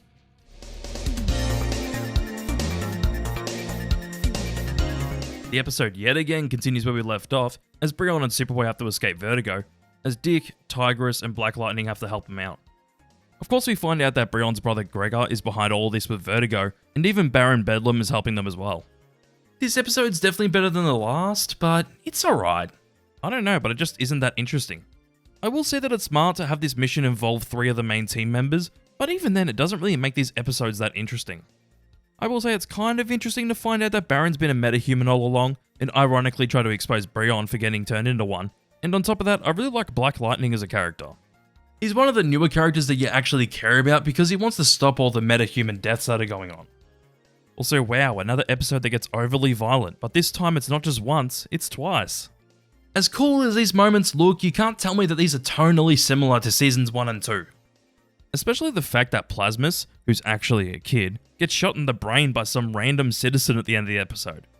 Why do these episodes just keep catching me off guard? Like, what the hell is this? Alright, I'll stop talking about it, but this episode's better than the last one, but not as good as the first one.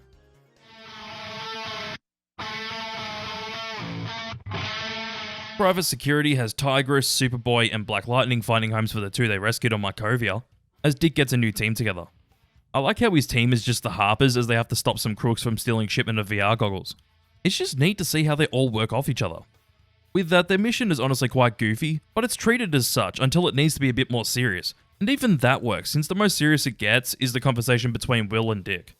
Also, Zatanna actually gets to talk to her dad now? Since when did that happen? And I'm surprised that Nabu even ended up agreeing to a thing like that. I think this is the best episode of the season yet. Yeah, it's just a good change of pace, and it feels more consistent to how the first 2 seasons are tonally. And with that, I like this more lighthearted plot. It just makes the episode a lot more enjoyable, so yeah, this is at the top.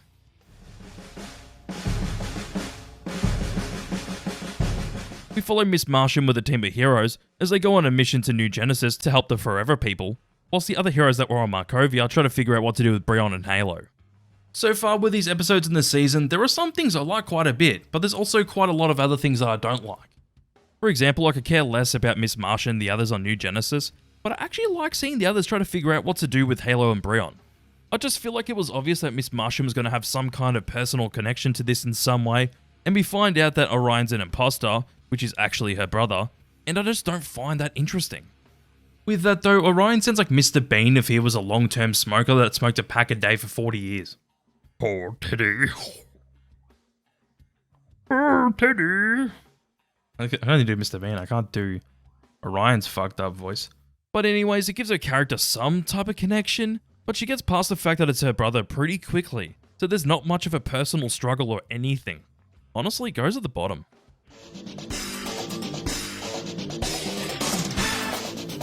Rescue Op has the team try to help Brion find her sister, and when doing so they have to face the League of Shadows to save her. Hey, at least we get Black Spider again, but he's only in it at the start of the episode. Also, you're not fooling me with Halo getting her neck snapped. They already did this shock tactic before, and you just start to expect it after the first time, so nice try. Better luck next time. I just felt this episode went in a complete circle because they ended up going to Infinity Island to find out that she was never there in the first place, so it ended up just being a waste of time. Yeah, she wasn't there, and also Raish apparently doesn't even run the League anymore, and isn't even in the light anymore either. I just found this episode to be kinda boring, to be honest. Goes at the bottom.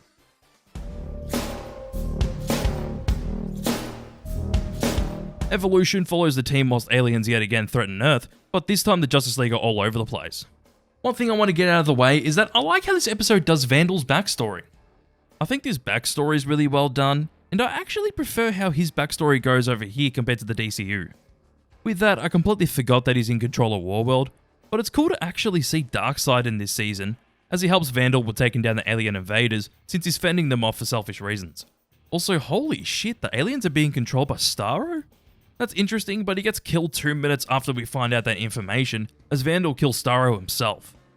Lastly, I like how this episode's in memory of Miguel Ferrer, since he actually voiced Vandal in the first 2 seasons of this show, but unfortunately he passed away in 2017. With that, the episode goes above Prince Izol, but below Private Security.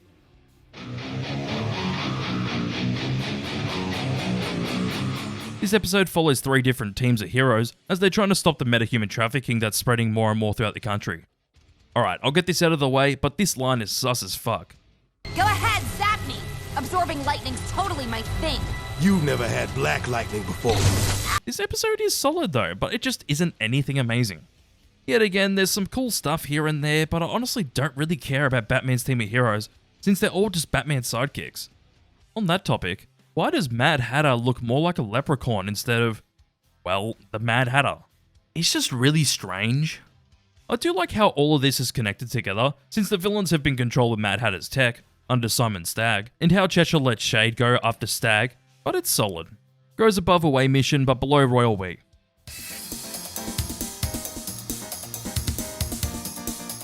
Home Fires has the light hiring Lobo to take out one of the members of the team, but the true mystery of the episode is who is Lobo trying to kill? Well, it's Forager, and he actually seems to succeed. For 2 seconds, until we see that he's alive after Lobo leaves. The episode's just solid. Yet again, nothing amazing, and I was going to mention the thing that I said I won't mention, but alright, I'll save all those instances for the end of the season. It's kind of neat to see Lobo in this episode, and I have to say, the subplot of Ocean Master gonna kill the heroes whilst their kids are on a playdate is the weaker part of this episode. I know that this is going to further the plot of the season, since Lady Shiva asks him to join the League of Shadows, but ends up killing him when he says no, but I just don't care, because we've seen these characters less than a handful of times. Goes above Royal We, but below Eminent Threat.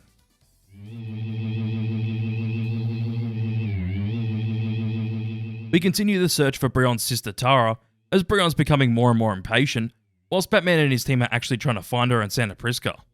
Speaking about characters coming back, Metamorpho and Katana are in this one, as both of them are on the mission in Santa Prisca with Batman, and they're okay. If we got to see them more before this, it would be better, but damn, we're also setting up Cyborg in this universe as well? One thing I'm really noticing with these seasons is that these plots just bounce back and forth just to justify a 26 episode season. If you ask me, these seasons so far could have easily cut at least 6 episodes out of them, but if it was my choice, I would have just made these 13 episode seasons. The plots of these episodes would just be a lot more tighter and consistent that way. As this episode goes though, it's pretty similar to the last one, considering that half of it is nearly the same as the last episode, since Brion's still losing his patience, but the only real difference is that Batman and his team are actually trying to save her but fail, and also the Victor subplot. Goes above Home Fires but below Eminent Threat.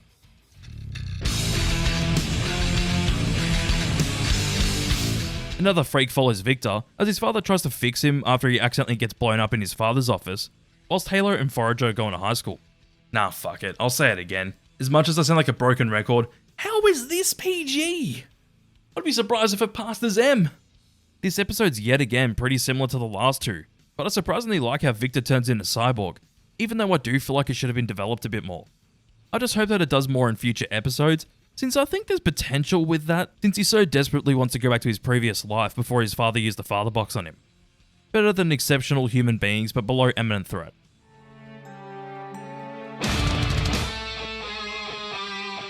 This episode follows Garfield as he tests out the VR goggles that have been established in this universe, but after he tests them out, he gets tested by the goggles. God, all these episodes are just feeling the same, and they just aren't that interesting at all. With that though, it was just extremely obvious that the VR headset are some tech from Apocalypse, and are possibly being controlled by Granny Goodness or even Darkseid. The Teen Titans Go Doom Patrol bit was honestly a big surprise, and the fact that they're voiced by the Teen Titans cast is great. Also, why does Miss Martian in this universe look like a Bitmoji? It's odd. Anyways, I will say that I surprisingly like how this episode mainly focused on Beast Boy and his previous struggles, whilst also dealing with his quote-unquote nightmare monkey. It's just something different, even though everything else basically feels the same.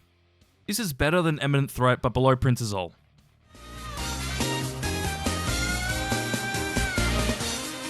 True Heroes follows Dick as he tries to stop an auction of metahumans that were brainwashed by the VR goggles, and god, this season loves having episodes about metahuman trafficking, doesn't it?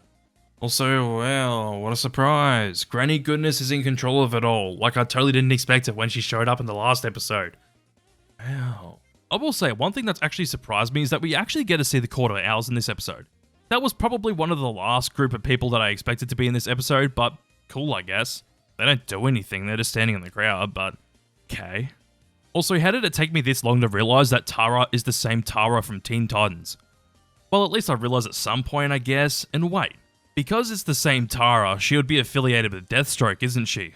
Well, shit, I'm right. With that, I didn't comment on it before, but what the fuck is this music when Cyborg's being controlled by the Father Box? That ain't a rave, it's a chase scene. Goes above Nightmare Monkeys, but below Princess All.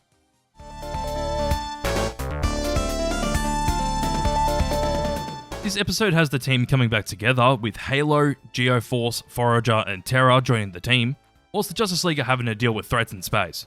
It's cool that we actually get to see Granny Goodness properly now, but I could honestly care less about it because she isn't interesting at all. I personally feel like I have less and less to say because these episodes just aren't interesting. One little detail that's interesting is that Cyborg and Halo seem to have some kind of connection, considering that they're both Apocalypse tech. Lastly, what a surprise that Lex is in on Granny's plan as well. Goes above home fires but below exceptional human beings.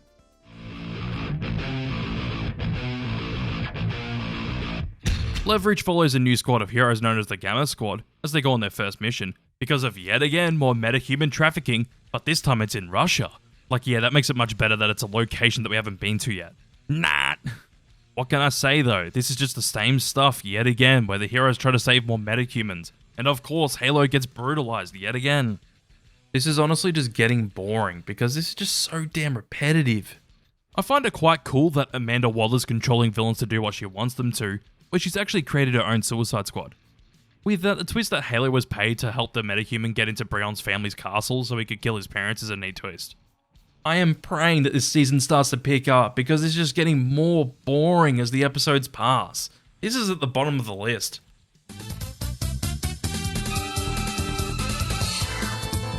Illusion of Control has the team celebrating Thanksgiving in a few different ways, as the meta teens at a carnival get attacked by Vertigo, where he takes Queen Perdita. God, I thought that the last episode was the worst, but now this is. Yeah, I'm honestly just not interested at all, considering that most of the episode follows the characters that we haven't got to know that well, aside from Blue Beetle and Beast Boy. With that, the best part of this episode is seeing the other heroes as they're conflicting with each other while celebrating Thanksgiving, such as Forager and Cyborg, and also Artemis and her mother.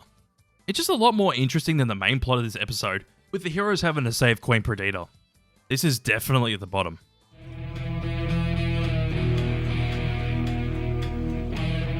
We follow the new team of heroes known as the Outsiders, as the Reach comes back to attack a small town in Maine. How weird that they're attacking a small town, considering that they nearly took over the whole planet. With that, at least the subtitle this season's actually coming together. It only took 17 episodes, but we finally get to it, which, okay. Also, we get a Velma reference in this episode. That was definitely something I didn't expect in the slightest. Well, that's all the interesting things about this episode. And with that, I find the fact that this team has to fight the Reach's ships kind of desperate to get a reaction out of people, considering that the Reach were the main thread of last season. Can this please just pick up a bit? Maybe? Well, it's only just above the last episode.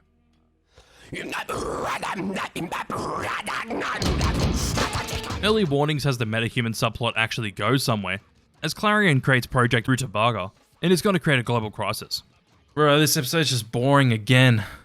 It doesn't help that Clarion's the main villain this episode, because obviously you all know that I'm not a fan of him, but hey yo, what the fuck? Where's the character development here? We go from Harper being friendly to Halo to this where she just forces herself onto her. I can kind of understand why Halo would act the way she does, since she was told that she only has months to live from Helga, but for Harper to do that is extremely strange. I gotta be real, this isn't making it any easier to keep me motivated to keep watching the show, since I lost motivation to watch it already before anyways. Goes at the bottom.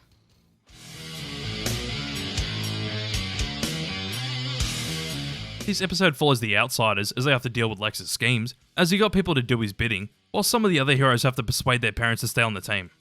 Well shit, I was hoping that this was going to get better, but no, this is boring too. Yeah, I just find it so annoying that these episodes are boring. They aren't particularly bad, but I really don't care about what these characters are up to at the moment, because they aren't doing anything that is interesting. The only thing I found slightly interesting is the stuff between Halo and Breon, since she's trying hard not to tell him what she's been up to, but ends up telling him about what happened. He takes the Harper and Violet stuff well, but he obviously doesn't take the other stuff so well, considering that she was involved with his and Tara's parents being murdered. I know that I haven't mentioned it until now, but I surprisingly don't mind how social media is used in these episodes. Sure, it's kinda cringe how they show things sometimes, but how they use it in the plot actually works alright. Anyways, this is at the bottom.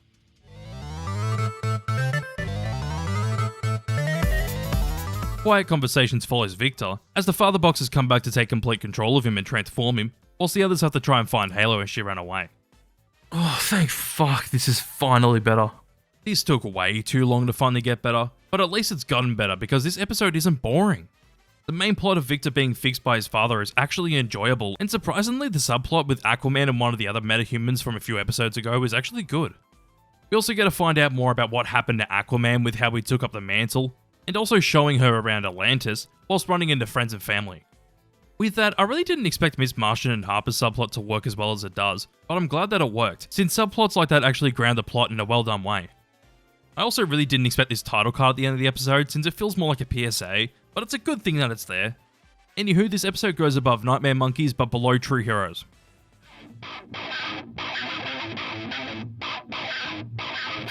Unknown Factors follows Nightwing and Black Lightning, as they have to go and put a stop to Granny Goodness, and this episode would have been so much better than what it is, but no, it's boring.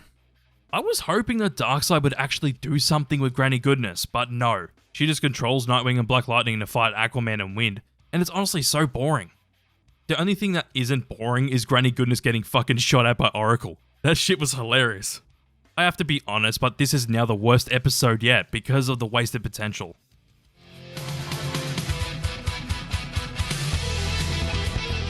This episode follows the team, as we get to find out about a few different betrayals involving the team, and this episode's good too. Just seeing how the characters argue with each other and conflict with one another is actually good.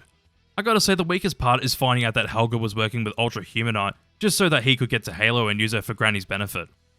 It's just the fact that Helga was working with Ultra Humanite that was extremely predictable, and it was set up for so long that I knew that this would be happening at some time. At least it connects to Granny looking for the anti-life equation, as she figures out that Halo's the key to finding it. I'm definitely interested to find out what happens from here, as Granny now has full control of Halo, and gives her to the other Granny? I thought they were just twisting our bowls when they were saying that they're two different people, but apparently they weren't twisting our bowls. Goes above True Heroes but below Prince Azul.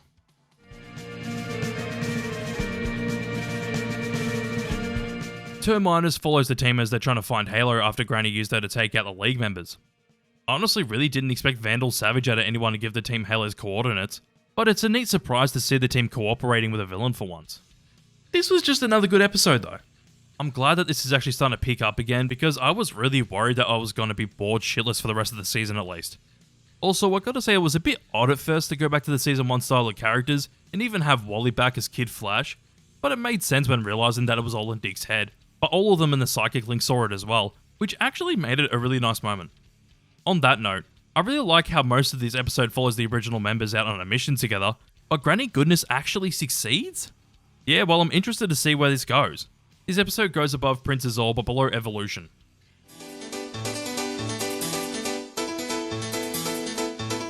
We continue right where we left off with this episode, as the rest of the members of the team come in to save Halo and everyone in the galaxy.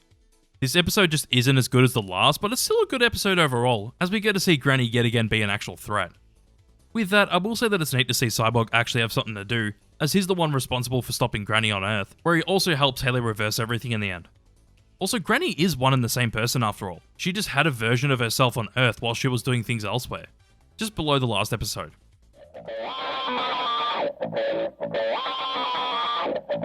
I felt like this season was already over, but no, we've got this episode and the next episode to worry about. Anywho, this episode follows Artemis and Superboy, as Artemis gets Zatanna to let her see Wally again, while Superboy takes Fred to a new Geranium City to show him how he can fit into society. I also didn't expect Cyborg and Halo to be Metron's grandson and granddaughter, but I guess it makes sense, since one was made by a mother box and the other was made by a father box. I really like this episode quite a lot, and even though it was obvious that Artemis wouldn't want to leave Zatanna's spell, it really works well when seeing how Artemis struggles to leave the spell because she finds it so hard to want to leave. With that, I actually really like how Will and Artemis don't get together in the end, but they end up accepting each other as family. Lastly, I'm so surprised that this episode was as good as it is, considering that I felt like this season was over with the last episode. This goes above Evolution but below Private Security.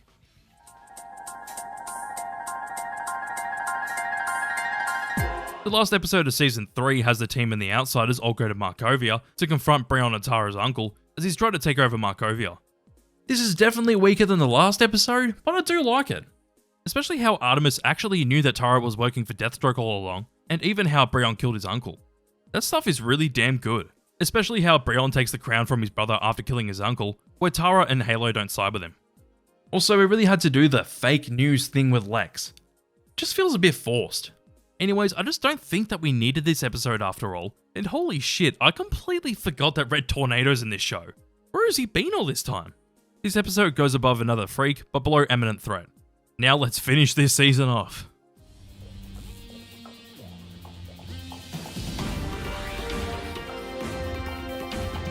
Man, this season felt like a waste. I just felt like this whole season just went in a giant circle, and not much really changed besides a couple of things that changed some of the characters' roles in the future. Because of that, I have to say that this is the worst season so far, because it just felt like such a downgrade compared to the last two seasons. With that, let's get the obvious out of the way. What the hell was with the amount of blood and gore in this season? No, I'm genuinely curious, because this season got really bloody at points to where it didn't even feel like the same show anymore. I was also expecting more out of this season since the show had been teasing Darkseid for quite a bit, to the point where I was expecting him to be the main villain that the team has to face, but no. He shows up maybe 3 times throughout this whole season, and when he shows up, he's basically just talking to other characters, not really doing anything. I really wanted Darkseid to be the big threat in this season, since he would have been a huge threat for the team to take down, but nah, we get his side bitch Granny Goodness instead. That's not to say that there isn't anything good in this season, because there definitely is. Some of the character stuff works really well in this season, and I even enjoy some of the new characters such as Cyborg, and I did enjoy Halo and Brion's relationship until they ruined it with the last episode. With that, this season should have ended with the third last episode. As much as I like the second last episode of this season, it just felt like it came in really late into the season. On that topic, I will never understand why this season is 26 episodes. This could have easily been a 13 episode season in my eyes, and it would have been more interesting and worked better than this did, since it wouldn't have felt so dragged out. Even though I said I was worried about this in the next season before starting this one, I still remained optimistic that this would be like the other 2 seasons, but no. I am genuinely worried now because Season 3 felt like such a downgrade. Well, time to be a pirate since you can't watch Season 4 of Young Justice in Australia at all. Yarr! Yeah, I'm not joking. Seasons 1 to 3 are all on Netflix, but Season 4 isn't available on anything. It's not on any streaming services, and hell, you can't even buy it online, or physically on DVD or Blu-ray here in Australia. Which is extremely dumb, but with that out of the way, let's watch Season 4.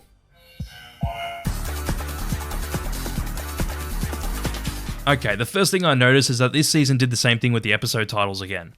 It spells out Invitation to Kneel Before Zod. They must have liked doing that with the last season, I guess. This episode follows Superboy, Miss Martian, and Beast Boy after a 1-year time skip, and oh boy, this show loves its time skips. At least it's only a year this time. Anyways, the 3 of them go out on vacation to Mars, so Miss Martian can see her folks again, where they run into issues with the people of Mars. Before I talk about the episode itself, I really like the new intro.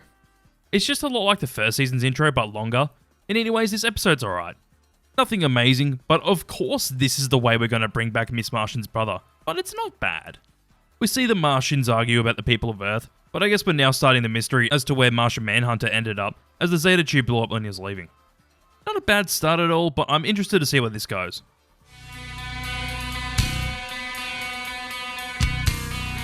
Needful picks up right where we left off, as the three heroes decide to go and talk to the leaders of Mars to potentially find out what's going on.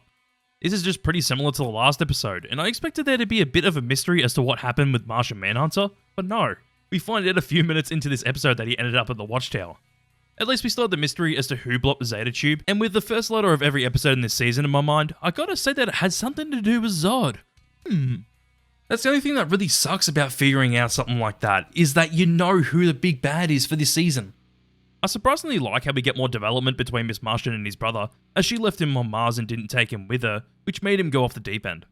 Also, her brother's working with Darkseid? Well, alright then. I will say that the episode's probably better than the last one, but only just.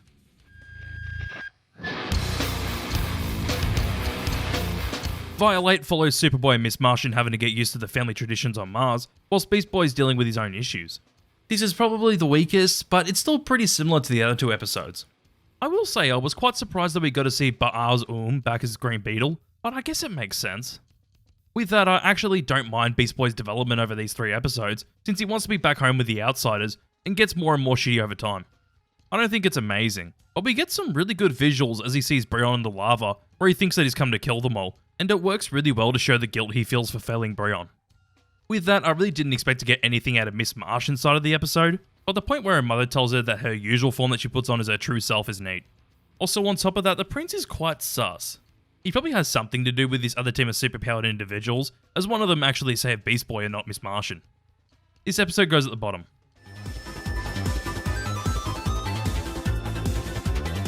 We continue where we left off yet again, where the 3 heroes find out the truth as to what's actually going on.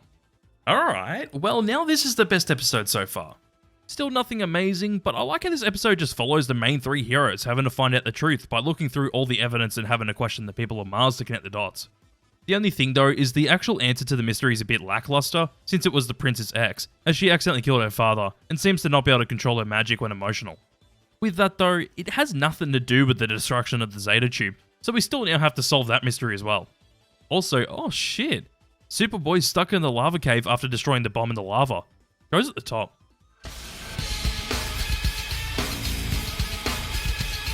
Ooh, good. We go back to Earth instead of staying on Mars. Anyways, this episode actually follows Artemis, as she finds out about the death of Superboy, and doesn't take it too well, as she ends up running into a few members of the League of Shadows. Now, this is the best episode. I'm surprised that Season 4 is starting as well as it is, considering that people really don't like this season and the last one, which yeah, Season 3 is pretty weak, but both of them started off strong. This is just an overall good episode, since Artemis's plot is good, but on top of that we get a subplot with Cheshire that I really like as well. Also, one thing I've noticed is that this season isn't near as violent as the last one. Yeah, we're getting barely any blood anymore, which I actually like, considering that so far it's been used sparingly, which actually makes it more impactful in my eyes. The most violent scene was in the last episode as Superboy was trying to punch a hole through the ground, and all it really has is a bit of blood on his knuckles, but in the big fight between the heroes and the League, there's barely any blood at all. As I said before, this is at the top.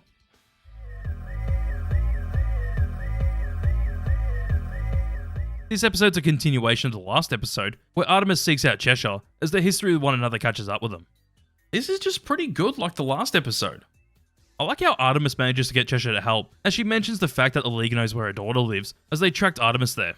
It's just a smart way to get her to help. Also, this is quite funny when Jade questions Artemis's new boyfriend. Working on that. I'm a private detective now. Ooh, a private dick. And with that, Black Spider's back again? And this time he's in the episode for longer than 2 seconds. Yay! Yeah, he's in the main fight that nearly lasts half the episode. And it makes sense considering that Cheshire left her team for Will Harper. Also, what? The character we've only seen twice is Lady Shiva's daughter?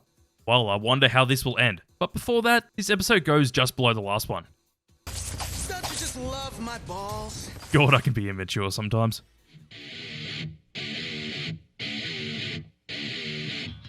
The Lady or the Tigress continues yet again where we left off, as Artemis has to trust both Onyx and Cassandra Savage, as they have to go and save Orphan. This episode's pretty damn solid too. I thought that it was going to go back to Mars as the episode starts with Miss Martian going apeshit on her brother, but no, we still continue the plot of the previous 2 episodes. With that, considering that we saw Orphan maybe 2 or 3 times before this episode, I like how we get to see a bit of Orphan's backstory and how she betrayed the League of Shadows when on her first mission. Also, did we really need to see the Joker back? No, we definitely didn't. It just makes me remember how shit this Joker really is, and I thought it would have been revealed that Orphan killed Joker, but no. She accidentally paralyzed Barbara by slitting her back with her blade when trying to kill the Joker, and honestly it's a pretty good moment. Also, what a surprise that Cassandra's the mole that turned on Artemis. I just felt like that this is extremely obvious. Like, I know there's meant to be 2 characters that are either meant to be the mole, but out of the 2, Cassandra's shown to be a villain throughout the whole show so far. With that though, we're left right on a cliffhanger as the heroes are about to fight the villains, so as this episode goes, it's above Artemis through the Looking Glass, but below Tale of Two Sisters.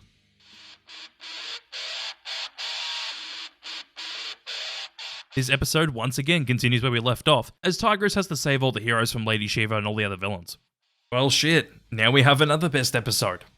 This shit's actually pretty damn good, and surprisingly the really big standout for me is the fight scene in the dark. I really like how all the colours contrast in the darkness in this fight scene, and it makes for some really neat visuals. One negative though is that this episode gets really fucking bloody when it really didn't need to be. Yeah, this episode gets really damn bloody, especially in the middle of the episode where Orphan stabs Lady Shiva. I also like how we get a bit of closure between Cheshire and Artemis, as she finally admits that she's too much like her dad, where Artemis persuades her to come with her. Also, I expected Raish not being in the League or the Light anymore to be a lie, but no, it seems to be legit, as both Onyx and Cheshire decide to go to Sensei for rehabilitation to move on with their lives like they did. With that, we surprisingly get to see how Superman's taking Superboy's death, as even he gets quite emotional about it, since he feels like he could have stopped it if he got to Mars earlier. So far, this season's actually better than the last season, so I really hope that they don't stuff it up from here.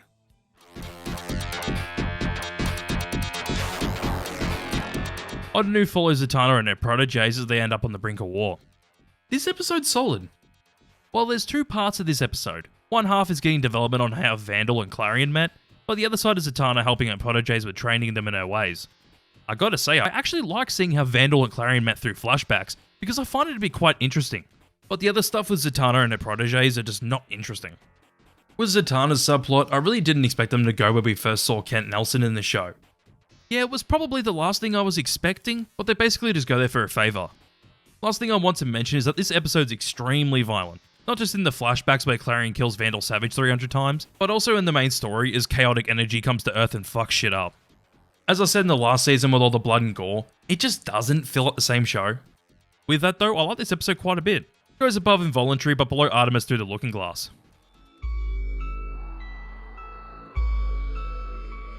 We continue the plot of the last episode where Zatanna and her proteges have to face off against the ancient being of pure chaos. This is pretty similar quality to the last episode, but it is a little weaker. Of course, yet again, the flashbacks of Vandal is the best part of this episode, since both Vandal and Clarion were responsible for the sinking of Atlantis, but AO? We get introduced to Jason Blood in this episode? What? Yeah, a bit late into the show, but I'll take it. Especially his transformation into Etrigan, because it looks pretty fucking cool. This episode does give us more sprinkles of Miss Martian dealing with the loss of Superboy yet again, and it's alright. I think this whole plot of the season will go for at least another few episodes, so this episode goes above Needful, but below Involuntary.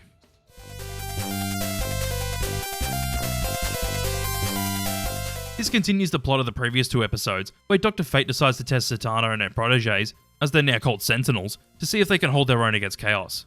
Yet again, pretty similar quality, but this is probably a little bit worse. I don't really care about Zatanna's Sentinels, but I honestly really like the visuals and their own individual tests that Dr. Fate gives them. They're quite unique, and they're actually crafted to their own personal fears, and I think that's quite neat. Also, I actually don't remember the names of the 3 Sentinels, but I didn't expect this one to be a part of the Captain Marvel family. And oh wait, her name is Mary. Okay, makes sense.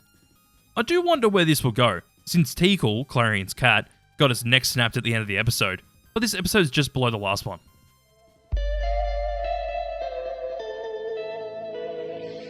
Yet again, we continue the plot, as Zatanna gets the Sentinels together to face off against Chaos before it takes over the Earth. Now, this is probably the best episode out of this plot point so far. Yeah, it's actually pretty good, and I was very surprised by the start of this episode, since it goes back to season 1 of the show where Superman and Superboy save people on the bridge of Metropolis. We only do that just to explain the flying bus through space 2 episodes ago, and even at the end of the last episode, as Clarion's using it as a vessel since his normal form is gone thanks to the child. They really decided to copy Chaos Control with how the child teleports. Also, hey, I don't notice anything different about Sydney at all. It just seems like a typical day in Sydney in the summertime. I will say, I really like how they develop how and why Zatara put on the helmet of Naboo when Zatanna put it on, by giving Kent and Zatara some development with each other before he died. Goes above Odnu, but below Artemis through the Looking Glass.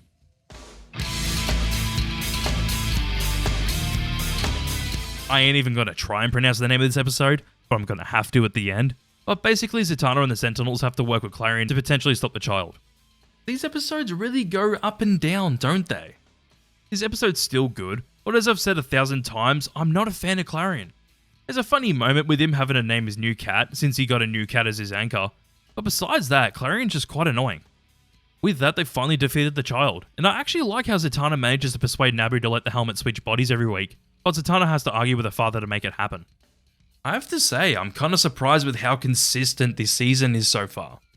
I'm really intrigued to see where these episodes go from here, since Zatanna senses Superboy's ghost, as it isn't at rest. This episode's above Involuntary, but below Odnu.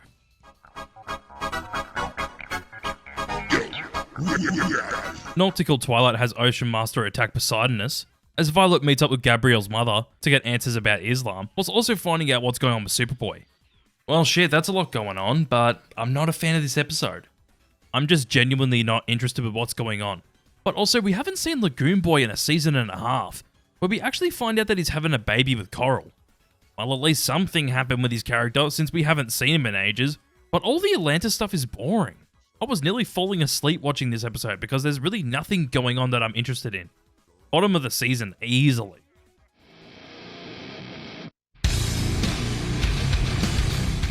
Ebb Tide follows mostly Superman as he has to help Chameleon Boy and Saturn Girl, since the third person with them died in the same explosion that killed Superboy, and they need his help to send them back to their time. On top of that, we see what happened to Atlantis whilst the Chaos stuff was going on. This episode's better, but honestly not much better. It's alright, but I just don't have much to say about this episode. It just feels exactly the same as the last one. Boring. Goes above the last episode.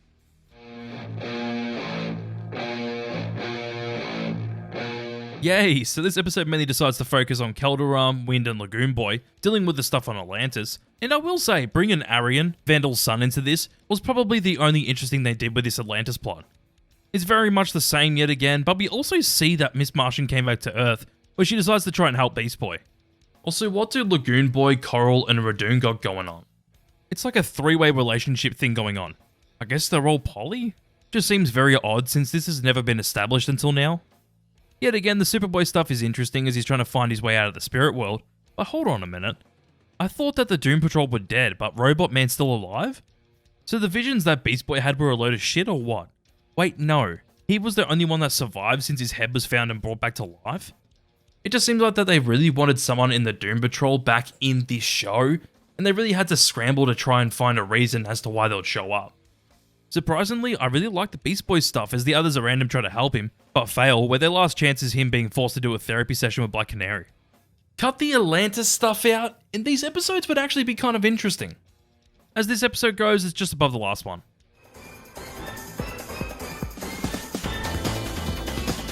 Leviathan Wakes has us find out Arian's true origins, and dog, this ain't interesting at all. It's honestly just a snooze fest in my eyes, and I'm just not interested in the Atlantis stuff going on in these episodes. I wanted to get a conclusion as to what's going on with Beast Boy, but no. We focus on the Atlantis stuff instead, and I'm just not interested in it. And that just really sucks, because I was actually interested in those other things going on in these episodes. We obviously find out that Arian's working with Vandal to potentially get into the light, and that's genuinely just not a surprise in the slightest. Do something different with a descendant of Vandal Savage, and hell, even maybe make him a hero instead, since they've already done this kind of thing with Cassandra. Motherfucker gets vaporized when putting on the old crown by the power of water, but I do find it quite interesting that King Orm decides to give Mira the crown, as he believes her to be the prophet. This is just below the last episode, but above Ebb Tide.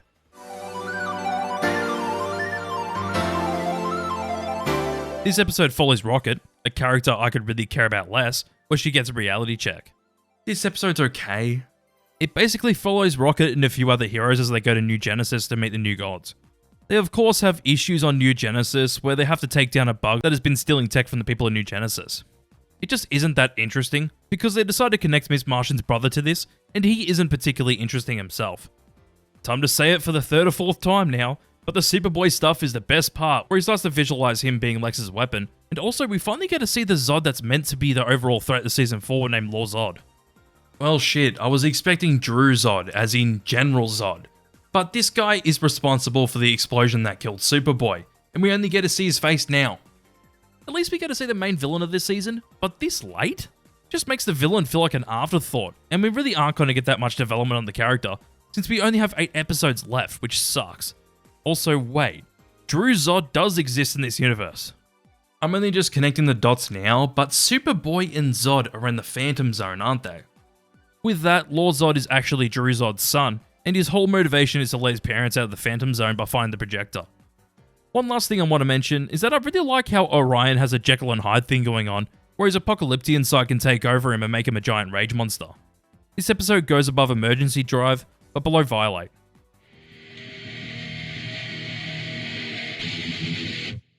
We continue the plot of the last episode, as Rocket misses a conference, where the other one she attends goes horribly wrong. This episode's better, but it's just alright. It's cool that we finally get to see some of the other Green Lanterns in this universe, and even Razor is a Blue Lantern. And oh, he ends up becoming a combination of both red and blue? That's actually quite interesting. Yeah, I'll say all the stuff with Razor is actually the best stuff in this episode.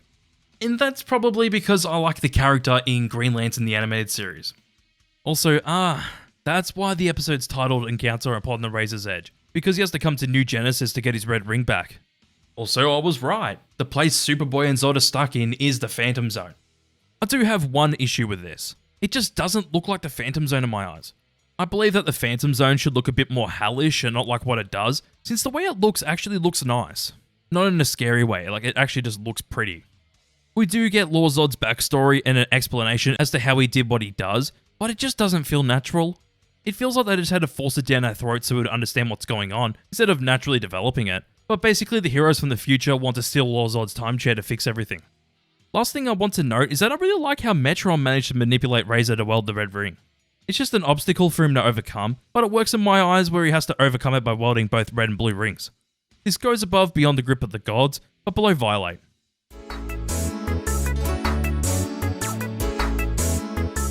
Okay, so this keeps the plot going, where Rocket learns that nothing stays buried forever, and it's honestly better than the last episode.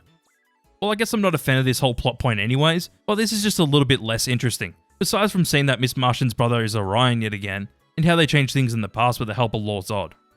Actually, the best part of this episode is finally seeing Beast Boy go through with his therapy session, as he tries to manipulate Black Canary to say that he's ready to get back into the Outsiders, but she obviously manages to see through it and throw many other questions at him. With that, Beast Boy finally spills his guts on how he feels, and how he feels like he's responsible for all his friends and family that have died around him. I ain't gonna lie, this is pretty damn good.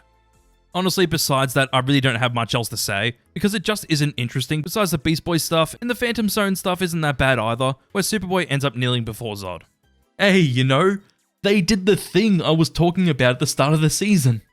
Anyways, this goes above Violate, but below Inhospitable.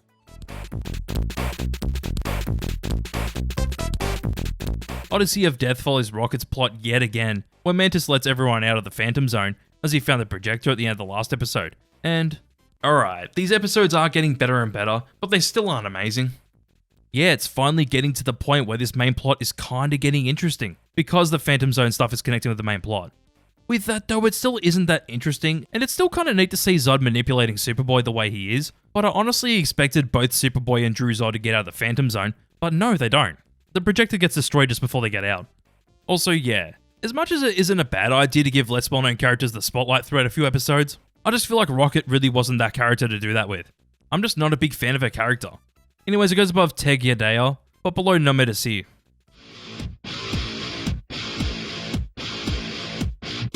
Rescue and Search has Zatanna getting help from Dick, as she needs his help to find out what happened to Superboy, as she's figured out that Superboy isn't dead. It's a pretty good idea, and I think this episode does a decent job at it. Well, to get it out of the way, the Dick and Zatanna stuff is the best part of this episode, since they just work well off each other. On top of that, I like how when they go and try to get Clark's help, where everyone just hears them talking about baseball instead of what they're actually talking about. It's also neat to see how Dick actually finds out about Superboy being in the Phantom Zone, and shows that he can be a good detective himself, which we haven't seen much of recently. With that, this action scene with Clarion actually looks really cool, as it's in the Tower of Salem after Zatanna called out for his help, where he ends up not doing it even though he owes him a favour. Goes above Needful, but below Teg Yadea.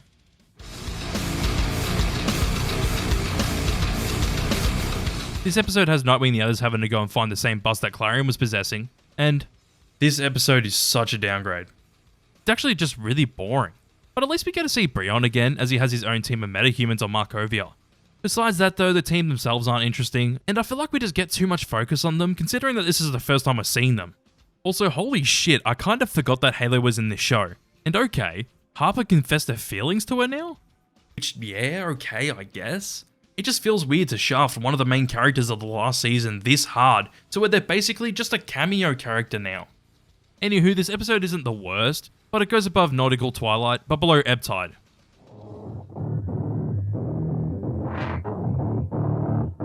Zenith and Abyss follows the team as they try to save Connor, as things don't go their way, where McGann and Superman are also trying to save him on their own as well. Okay, this is much better. Yeah, this stuff's actually really good, and it's just a breath of fresh air to finally see something good, because the past few episodes have been boring. Also, oh shit, Zod and Superboy are both out, but Superboy succumbed to his wounds because they ended up on a planet with a red sun. This goes above Kareb Yim Trey, but below Odnu.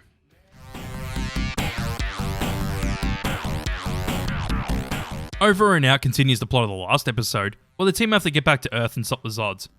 Now this is even better than the last episode. Well, fucking finally that we get to see the Zods actually being a big threat. Only took 24 episodes out of 26 to actually see them be a big threat. That's the big problem with this season, the Zods only do things way too late into this season. Anyways, Dick fucking dies as soon as he gets out of the Phantom Zone, and he's not dead, is he? If he is, then that's such a fucking lazy death. With that, Ursa Zod gets the Eye of Ekron, and alright, I guess, okay. Lastly, when the rest of the team get out of the boom tube, Rocket doesn't go back with them and just disappears in a thin air. Well, I guess we'll have to find out with the last episode of this show, but as this one goes, it's just above the last one.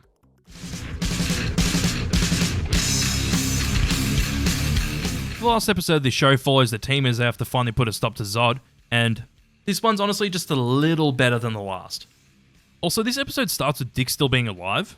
They just really try to get them out of the situation they were in with the last episode by saying that he cut a certain part of his face that bleeds a lot, whilst also slowing his heartbeat down. But also, the others that were coming to get Superboy fake their deaths as well. But yeah, this episode gives us the moment when Miss Martian restores Superboy's memories, and I do want to talk about that more when I recap the season. Anywho, this whole episode is basically just the heroes and villains fighting, besides from Superboy and Miss Martian actually getting married. With that, this show leaves us with teasing a 5th season by showing all the Kryptonians captive on Warworld, Lord Zod gets taken back to where and when Superman got sent to the Phantom Zone and dies, Ursa Zod has the eye again and is also pregnant, Brainiac 5 saves the other Legionnaires, and even Granny Goodness has 2 new recruits for the female Furies, being Mary and Supergirl. God, I have a lot to say about the Darkseid stuff. So let's wrap it up.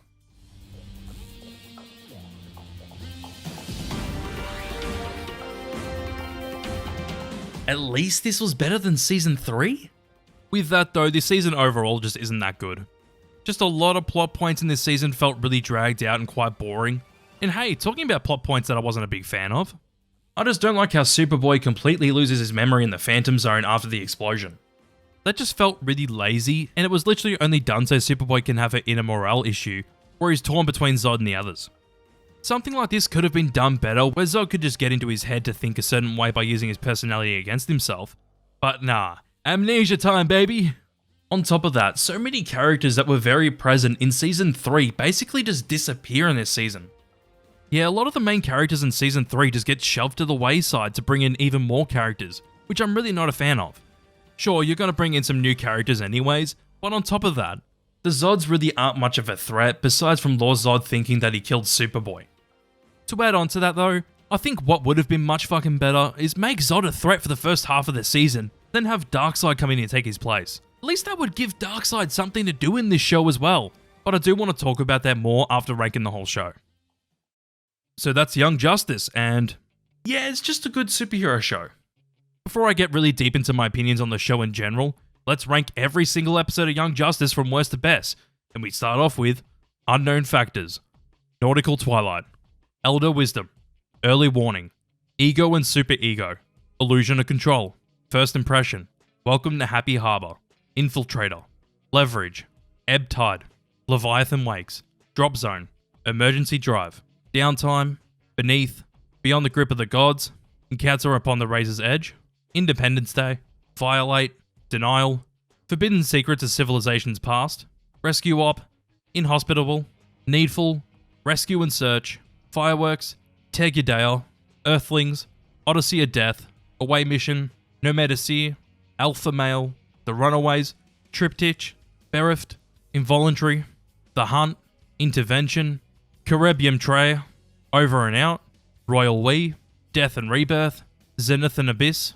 Home Fires, Influence, Oddnu, Schooled, Exceptional Human Beings, Salvage, Another Freak, Secrets, Revelation, Ogtroftna Revnok, I fucked that up, Nevermore, True Colors, Cornered, Happy New Year, Alienated, Eminent Threat, Performance, Nightmare Monkeys, Artemis Through the Looking Glass, Quiet Conversations, Terrors, War, The Lady of the Tigress, True Heroes, Target, Antisocial Pathologies, The Fix, Tale of Two Sisters, Agendas, Failsafe, Satisfaction, Prince's All, Disordered, Into the Breach, Terminus, Darkest, Humanity, Evolution, Overwhelmed, I Know Why the Cage Cat Sings, Homefront, Complications, Image, Private Security, Before the Dawn, Insecurity, Usual Suspects, Bloodlines, Misplaced, Cold-Hearted, Depths, Old Acquaintance,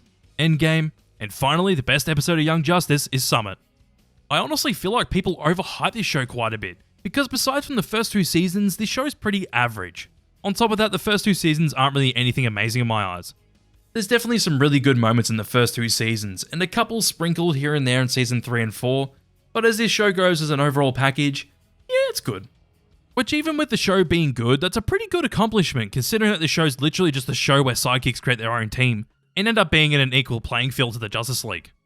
The characters of the main team, especially in Season 1, are really damn solid, and I like how this show develops the main team members throughout the show. Still with that, I kinda wish that the team got to actually face bigger threats throughout the 4 seasons. The best example of this is Season 3. Why would Season 3 decide to focus on Granny Goodness as the big bad for the whole season, when you have Darkseid right there standing in about 5 scenes throughout the whole show? If they really wanted to use Granny Goodness, then fine. Like, I guess you don't want to leave her out, but to make her the main threat just feels completely insane to me. As I mentioned with the Zod stuff, why don't they have Darkseid step in halfway through that season, as Granny fails her mission? That would be so much cooler, and with that you could really set up Darkseid before Granny gets shoved to the wayside, and when he does come in after Granny fails, he would just have such a big impact in that show, and it would give the team someone huge to face off against. With that, as much as I think that this show is good overall, it felt like a chore to get through. Yeah, I had to take a few big breaks when watching this show because I just didn't feel motivated to watch it. A lot of episodes throughout the whole show just got really damn repetitive that it was hard to binge this show and get through it like I would with any other shows I've talked about so far. Shit, I got through a show like Batman the Animated Series in a week and a half, and that has another 6 episodes on top of this. But for a show like this, the script alone has taken me almost 2 months to finish. I hate to say that it took me this long to finally finish the script, but it really did. I definitely think that the show wouldn't feel nearly as repetitive if the seasons were much shorter, hence why I liked Season 2 the most, because it only had 20 episodes compared to the usual 26. That season just felt much more jam-packed and tighter than the other seasons did. Sure, there's some really good stuff in this show, but you can only take so much of it until you get kinda sick of it. Anyways, to stop being a Debbie Downer, I'm going to be talking about a Batman show next. Anyways, subscribe.